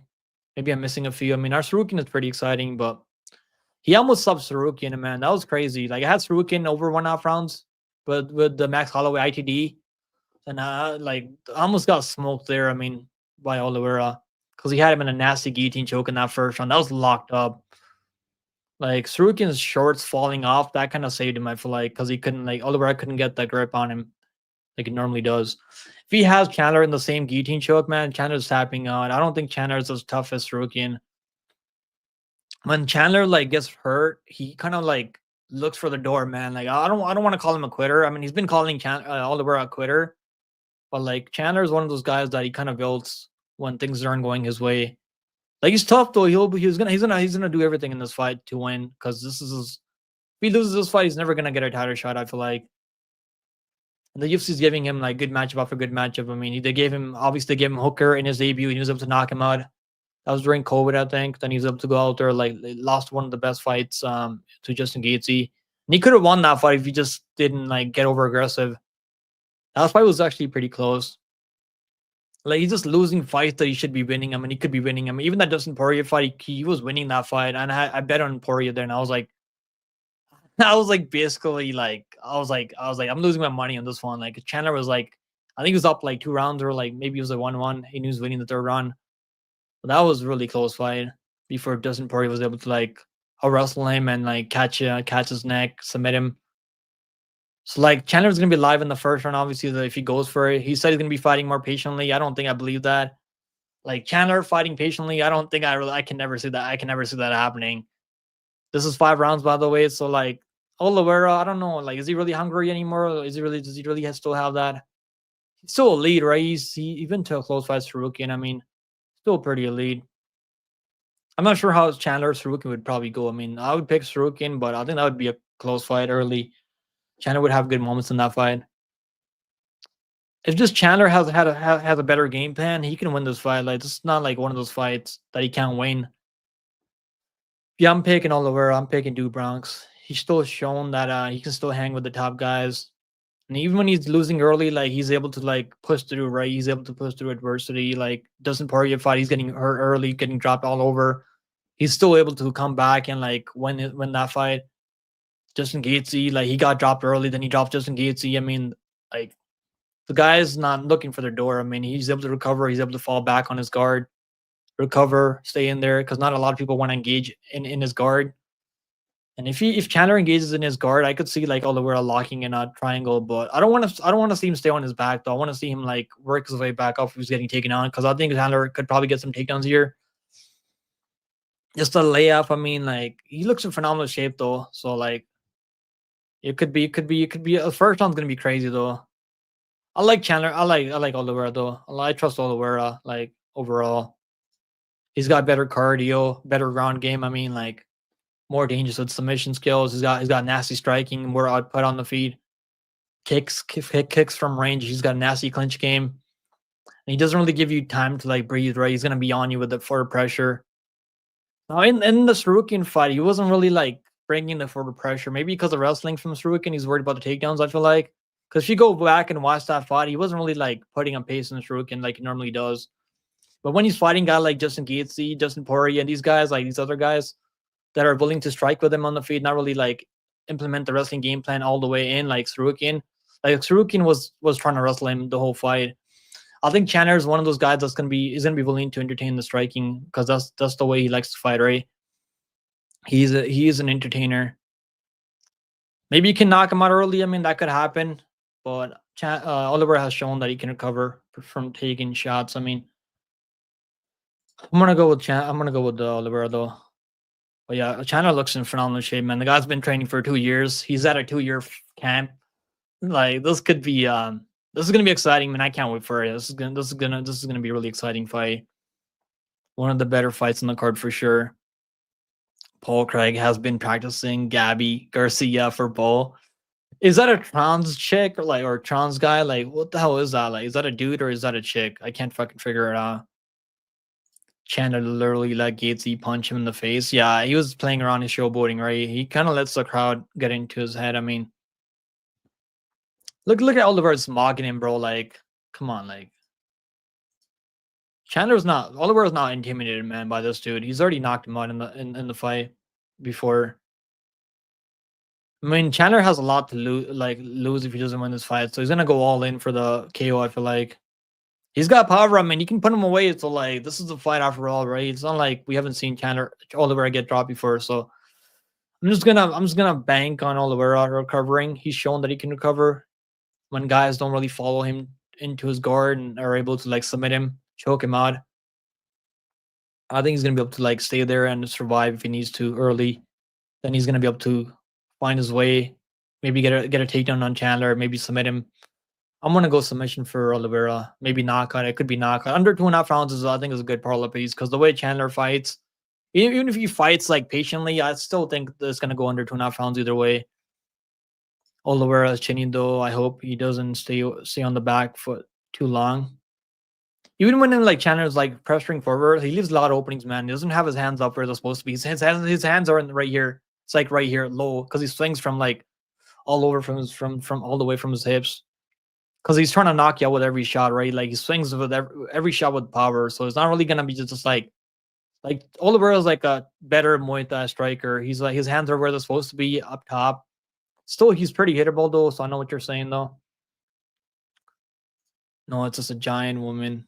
Okay, probably juiced. Probably doesn't have. Okay. I don't. That was really weird. I mean, I guess he's a grappler too, Gabby. I get it, but the outcome has been trending heavily this week. All right, guys. So I'm gonna go with Oliveira. Do Bronx Oliveira. He's still at the top level. I mean, I'm not gonna write off Oliveira because he lost to Sarukian by like a close fight that could have gone either way. I scored that fight for 29-28 for Sarukian. But I think that was a close enough fight. We had the submission attempt early. He had the submission attempt in the third round. So I'm gonna go to Oliveira, but this is do or die for Chandler. He's gonna really have to go for it here. He can't lose. He can't afford to lose like this many fights in a row. Maybe they're gonna give him Tony Ferguson again. They might give him Tony. Maybe Hooker. Maybe Dan Hooker. They could probably run that one back. They probably should have done Dan Hooker versus Chandler. Yeah, I don't know. Maybe they're trying to get Chandler a win here and like see if he can get a title shot. Yeah, I don't think Oliveira is going to win this one. Charles Oliveira. I like the under. I mean, either Charles Oliveira is going to finish him or like Chandler's going to finish him in the first round. I'm leaning towards Oliveira finishing him. Under 2.5 rounds, minus 265. I still think that's a good parlay piece. Under 3.5 rounds, if you guys want to be safer, like that's like safer. Obviously, it's betting, right? So like, there's never anything safe as a lock, like true lock. But the way they fight, I mean, like Oliveira has for so many finishes. I mean, I think he's got like the most finishes in the UFC history, or like the most submissions in the UFC history. Like the guy is known for finishing fights. I mean, Chandler leaves a lot of openings, and he's gonna leave submission opportunities for Oliveira. I'm gonna go Oliveira by some club and sub. I think he's gonna lock him up. I think Chandler's gonna look to wrestle if he's getting pieced up on the feet. He's gonna panic wrestle. He's gonna get caught up in a guillotine. So I'm gonna say guillotine for Oliveira here. I think the under is a better play either way. Oliveira by submission plus 130. Not enough juice on that one. He could knock him out also. We've seen him knock him out previous fight. I'm gonna Oliveira. All right, guys. Main event time. Make sure you guys hit the like button on the stream. How many likes are we at right now? Let's see. Can we hit at least like 20 likes and okay, we're 23. Okay, that's I appreciate the likes, guys, on the stream. Next fight on the card, the main event of the evening now. Stipe, like he actually doesn't look terrible on the scales. He looked pretty good on the scales. I mean, Stipe has got boxing here. Like he's gonna have the advantage in the boxing, but I'm not sure like the speed. I mean, when you're taking time off, this much time off from the game. To be fair, John Jones, we only seen John Jones for like 2 minutes, right? Like less than 2 minutes against Cyril Gahn. But we know John Jones been training. I mean, Stipe has been like he works as a firefighter. I mean, respect to Stipe doing that. I mean, we need more people like him. But yeah, I mean, I don't think he's committed to the fight game as much as John Jones. Stipe is gonna have an opportunity, like if you can catch him clean in the pocket, if John Jones makes a mistake, because I'm still not sure what kind of like striking, what John Jones striking looks like if he has to exchange on the feet, if he can't get takedowns. So that's my question, right? Like, is gonna be comfortable enough on the feet? I think he is. He's gonna have those side kicks to the knees, those oblique kicks, those body kicks, side kicks to the body, that clinch game that he has. And he's gonna be able to eye poke him if he needs to. Like him and Weidman, I mean, going back to the old gloves, that's definitely gonna help his game. I mean, even more. He's gonna be able to keep him away like this, like he normally does, like this. I think he's gonna be able to like keep Stipe away, but Stipe is definitely dangerous on the feet. I don't know what kind of Stipe we're getting. I mean, Stipe can wrestle normally. Like he has a pretty good chin on him. Also, Stipe has a pretty good chin. Like he took some big bombs from Ngannou even before he got KO'd. I mean, he actually landed on Ngannou in the second fight. He kind of rocked Ngannou. I don't know if it wasn't rocked enough to put him down or anything, but like he clearly was able to land a short right hook.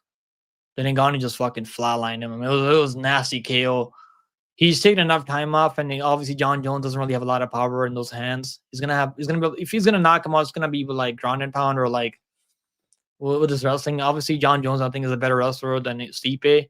Even though we haven't seen Stipe getting wrestled all that much at heavyweight, I mean, but John Jones is definitely one of the better wrestlers that he's faced recently. And I think John Jones, watching those those interviews, and he's been talking about ground and pound, like he wants to get a ground and pound. He got a submission last fight. I mean, so this fight's gonna tell us if he's gonna fight Aspinall. Because if he runs to Stipe, I feel like he's gonna call out Tom Aspinall. I could be wrong on that. I mean, maybe he's gonna duck Tom Aspinall, but I feel like he might fight Tom Aspinall. Maybe he retires, maybe he comes back. I mean, like if you've been watching John Jones like the last 10 years, that's what he normally does. He'll come back and get a fight in, then he'll like go away for a year or so. But he doesn't have much time. I mean, so he's 37 years old. I mean, like he doesn't have enough time to like fuck around or anymore, you know? I don't know. Like, is he gonna maybe calls us Aspinall? If he goes out there, finishes Stipe early. If this is a hard fight, I think then John Jones, we're probably not gonna see him back because if you're taking Stipe the distance, I mean, what's gonna happen if you fight a guy like Tom Aspinall who's quick, who's got knockout power? But we never seen Aspinall go 5 rounds. So like, there's questions on the Aspinall side also.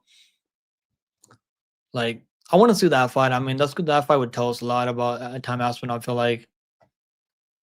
I think you could win that fight. I mean, I know people are writing him off because he doesn't want to fight him right now. But that's a winnable fight if he doesn't get clipped by Tom Aspinall. I feel like maybe Stipe by split decision. I think Stipe wins going to be by KO. I think he's going to go for the KO. I don't think he's going to have cardio to go 5 rounds after 4 years off. I mean, from the game. Jones wins, but the Gahn fight made a lot of people forget how shitty he was looking before that. I mean, it was only like 2 minutes. I mean, I know what you're saying. Like he went for a spinning back fist. It was pretty slow. Like he like that was his first time fighting a heavyweight race. So like that's the first fight that he put weight on. And so he was trying to like, yeah, I guess we're gonna find out if he can't get takedowns on Stipe as easy. We're gonna find out how he looks on the feet in the striking. But I think striking is good enough here. I think the over 1.5, I could see it going over 1.5 rounds here. I don't think Stipe is a bum. I think I see it going like over 1.5 rounds. I think I see it going over 1.5 rounds. It's not a bad number. But the thing about Stipe is like I'm not sure. Like is he washed now? Like he's 42 years old. I mean that's not that bad for a heavyweight though. And John Jones doesn't really have a lot of power in those hands. He's gonna have to knock him out with an elbow or like a high kick or like ground and pound. So like maybe an elbow, spinning back elbow. Like he loves those spinning back elbows. Yeah, but the judges have been crazy lately. Yeah, tell me about it, bro. Over 1. I think. Yeah, I could see this one going over 1.5 rounds. It's not a bad prop to play on this fight. Reyes made it close somehow. Bro, Reyes is pretty good. We picked Reyes over Jacoby recently as like a plus 200 underdog. Just like, how crazy was that, right? Reyes was plus 200 over Jacoby. Like, Reyes is pretty good still. He's just kind of chinny when he's fighting powerful guys. But the guy has skills. I mean, he knocked out he actually knocked out Cannonier back in the day when Cannonier was in his prime. He's actually knocked out a few guys. I mean, Stipe is in great shape. He is, I mean, but like, I don't know what he's gonna look like, but I think he's not just gonna let John Jones walk all over him early. I think he's gonna put up a fight. I mean, maybe John Jones is gonna get those takedowns, control him, and then maybe lock in a submission, finish him later. I'm gonna say like a late second on finish or like a late third on finish. Coke, roids, and age. Bro, he's hopefully. I don't think he's partying anymore like that. I think he's got kids now. He's got a family. Like, I don't think he's older now. He's more mature, so I don't know if he's really like fucking around anymore like he was earlier. He seems like he's in a better place now. You never know with John Jones though. Like, he might be partying. He might be coming off a coke binge. Jones is gonna have to submit him. Don't think Jones has knockout power. I think it could be ground and pound. Like, he's gonna be able to like control his fore wrist and then like hammer weights on ground and pound if he gets on top of him. Pick him. Do you think Jones was docking Francis for? I want to say yeah. Like, he took 3 years off. I mean, like, they were negotiating. I mean, a contract, right? Like Dana White said, Ngannou was going to be the highest paid heavyweight. I mean, on the roster if he took that Jones fight. I don't know. Like, Ngannou's the one that went away, right? He went over to PFL in boxing. I mean, for like, I don't know. Like, I don't know who was ducking who. I mean, but obviously, like with John Jones ducking Tom Aspinall, people are gonna believe that he's ducking Francis Ngannou. I mean, that would have been a pretty good fight. If he wins this fight, I could see him like if this is the last fight on his UFC contract. I'm not sure if it is. If it is the last fight on the contract, I could see him going over to PFL fighting Ngannou, maybe like making a huge paycheck, huge bag. I mean, because that would be a pretty big fight. I mean, PFL, they don't really have anyone that's going to challenge Ngannou in PFL right now. So I could see them making that match. I'm not sure if this is the last fight on John Jones's contract though. Obviously, UFC is not going to let him go be a free agent like that easy, right? They make it pretty hard for you to leave the UFC. I mean, look at Conor, right? Conor only has 1 fight left on the contract, and I don't know if he's really even going to come back. They should probably just bring him back and give him Tony Ferguson. Like, let's get Tony Ferguson a huge payday so he can finally retire. We don't have to see Tony Ferguson keep losing. I mean, I'm a Tony Ferguson fan, man. I just can't see it. I can't. It's tough. I mean, it's tough being a Tony Ferguson Al Kakui fan in 2024. I picked him over Kiyosa. That was probably the worst pick I made this whole year. Picking Tony Ferguson. I picked him as submission in the first round. He got subbed in the first round. I guess I was right? I was part of me was right there. Pick him. I can't wait to see your live reaction to fight, bro. Bro, me neither, bro. It's we're almost there. We are like 5 hours, 4 hours away. I mean, I can't fucking count. CP didn't take off work for training. Man, there's no way Miller loses this to this scrub. I can't see it. Bro, Miller is going to have to knock him out early, I feel like, because Damon's going to, if he's able to get that wrestling going, like those takedowns, they call him the leech for a reason, man. But I know what you mean, though. Like, Damon hasn't looked good, but look at the guy that he's fighting. I mean, he's fighting Danny Ige, Chip Marisco. I mean, like, he's fought Tapori. I mean, they haven't given Damon any easy fights at 145. I mean, Tony and Nick. Yo, I heard Nick. Yeah, Nick Diaz is not fighting anymore, right? At UFC. At UFC. What's it called? UFC. I can't remember which card it was. UFC 310. I think it's UFC 310. Now, who's fighting? Who's fighting Luke? I think it's can't remember who's fighting Luke now. I know there's a new opponent now. Who's Luke fighting again? Can someone tell me? Jay Miller KO is free money, you think? I mean, I picked him over Benitez, but I picked him over Bobby Green. Bobby Green, he could have probably taken on Bobby Green if he really wanted to, but Bobby Green was coming off one of the worst KO losses ever in UFC history. He was still able to like get a multiple 10 rounds. How about Katie Taylor? I don't think she won that fight, but it was close enough. I'm not gonna say it was a robbery. That's boxing. I mean, it was a she kept headbutting her. I mean, but it wasn't that bad. It was actually a better fight than the main event. I mean, that woman's not the woman's women. Those girls actually put up a better fight than Jake Paul versus Mike Tyson.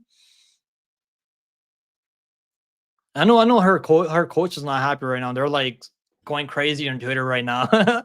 Serranio's coach and her, they're like going off on Twitter right now on Taylor. Katie Taylor is a wet. That for the forehead pressure. Bro, she kept headbutting her. I mean, they actually took a point away too. I'm actually shocked that if I was like 96, 93, unanimous decision. How crazy is that, right? Nick got oh yeah, Grimbo's fighting him now, right? Grimbo gonna be able to take him down? He probably could take him down, but I don't know. I wanna see what the odds are on that one because I might like sprinkle Grimbo at plus money. Luke, I think Luke is not the same anymore, but I was actually picking Luke to beat Nate Diaz. I mean, not Nate Diaz, Nick Diaz. Nick Diaz is absolutely fucking washed. I mean, like same. He's like Tony Ferguson now. They should probably do Tony Ferguson versus Nick Diaz at 170 now, because I don't know any other fight that makes sense for Nick Diaz in UFC. Even though I think Luke is like pretty far gone, he's still good enough to beat a guy like Nick Diaz. He's probably gonna be able to beat Grimbo if they strike. I mean, but I don't know. Grimbo is pretty like he's a pretty tough dude, man. Grimbo is hungry. I mean, those guys are hungry. He's trying to build stuff back home with the money that he's fighting for. That's the guy you don't want to be betting against. I mean, yeah, Grimbo. I wish he finished Nico Price. He should have finished him there. A Hammer, Taylor, and Paul decision. You know, the Paul decision was a good bet. I bet it live. I mean, like I didn't bet that much. I only bet like a unit on Paul moneyline and the decision minus. I got it like minus 200 because he wasn't trying to knock him out. You could see that he wasn't trying to knock him out on the when I was live. That Katie Taylor decision was slick by me.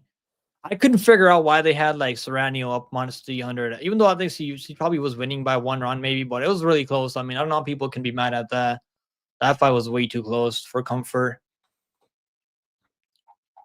Guys, who wants to hop on right now? Who wants like join my live stream? I'll drop a link for you guys right now. Make sure you guys don't do anything stupid. I mean, normally I'll drop the link on the what's it called on the Discord, but I'll drop a link for you guys right now. Make sure you guys. I'm not gonna bring you guys on if you like do something stupid.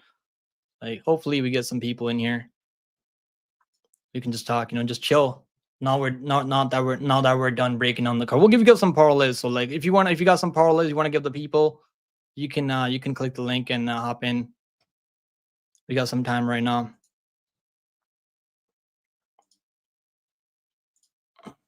That's not a illegal pick. What are you guys talking about? Kobe. Yeah, Kobe, like he was trying to like Ian Gary was trying to fight Kobe Covington. Kobe Duckington. I mean, Kobe's ducking Ian Gary. I don't know why he's ducking Ian Gary. He probably could have taken on Ian Gary, I feel like. Maybe he's seen Ian Gary wrestle MVP and he's like, the fuck, this guy's actually gotten really good at wrestling. Like, I don't know if I want to fight him anymore. I mean, good on Ian Gary, bro. Like, I know people like love hating on Ian Gary, but Ian Gary is like he's actually a G for taking that Shavkat Rakhmonov fight. Lane got on their lane. I dropped the link, so anyone that wants to hop in, you can hop in right now, guys. Don't do anything stupid. Yeah, just don't do anything stupid. Like, we don't want to have some people like pulling out some crazy shit. That's why I don't normally drop the link in the chat, but we'll see if anyone wants to hop in. There's no law saying you have to try to knock someone out every minute of the fight. If it was fixed, there were agreements before, and I don't know if it was fixed. I mean, as much as I want to believe that, I don't think it was fixed. Jake Paul, I mean, the reason if it was fixed fight, maybe he's gonna fight someone in his prime, then like fix that fight. But like, I don't know what's the point. What the point of him like fighting Mike Tyson, who's in his 60s? I mean, like, and make it a fixed fight. I just think Mike Tyson, man, at 60 years old, you can't expect the guy like Mike Tyson at 60 years old to go out there and like win this fight, right? beating a guy who's 30 years old, younger, and then clearly juicing. I mean, like you can't like I don't know how people are like betting on Tyson. We bet against people that are like 5 years young, like 5 years older in the UFC. I mean, like imagine MMA fight with someone like imagine like Anderson Silva comes back when he's 6 years old, then he has to fight some guy in his like late 20s. Like I think the lines would be like unbettable in that one. Oban, Decision, Martinez, Ruffy, Karini, Jones is the parlay. If you guys want to follow that parlay, man, okay, just drop the parlay there for you guys. Yeah, no one's hopping in, guys. So I don't know. Like, I'm not sure how long we're gonna be here. We've been here 2 hours already, so people clearly no one's willing to hop in the live stream.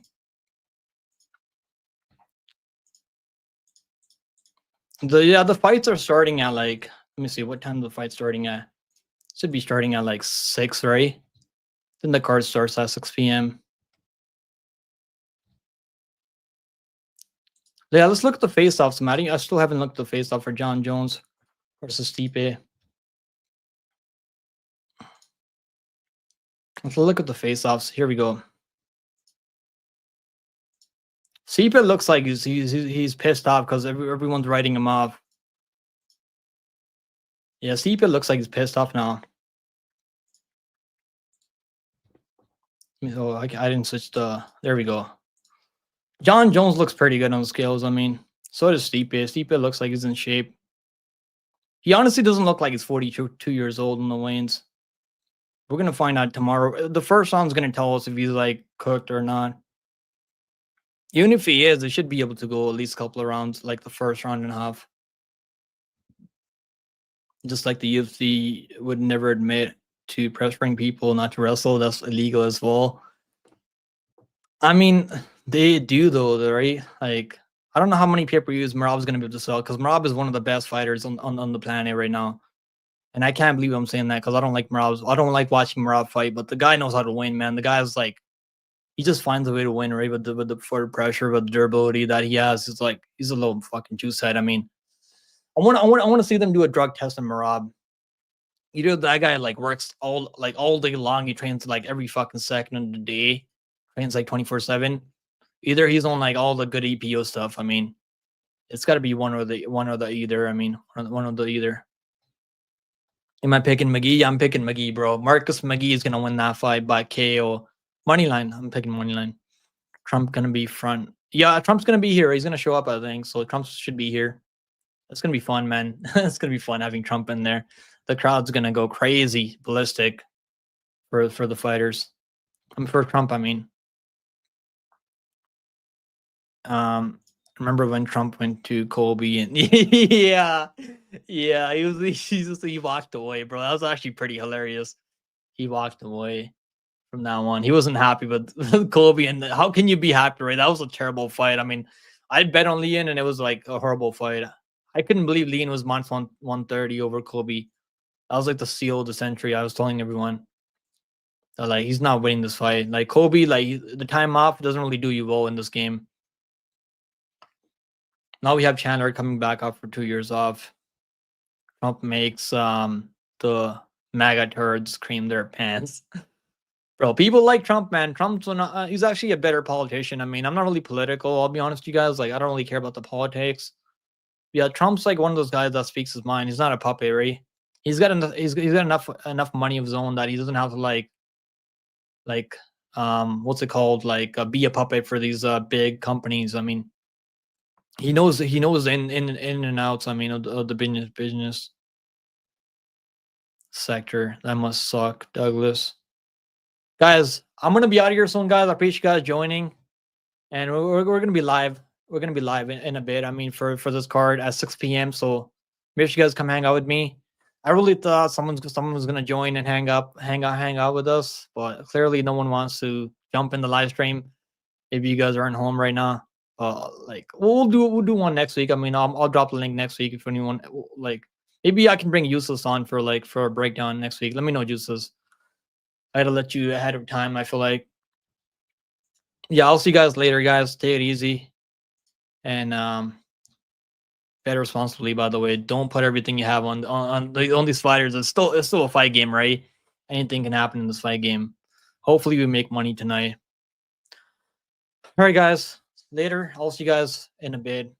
Like 6 p.m. I'll see you guys later. Take it easy, guys. Later.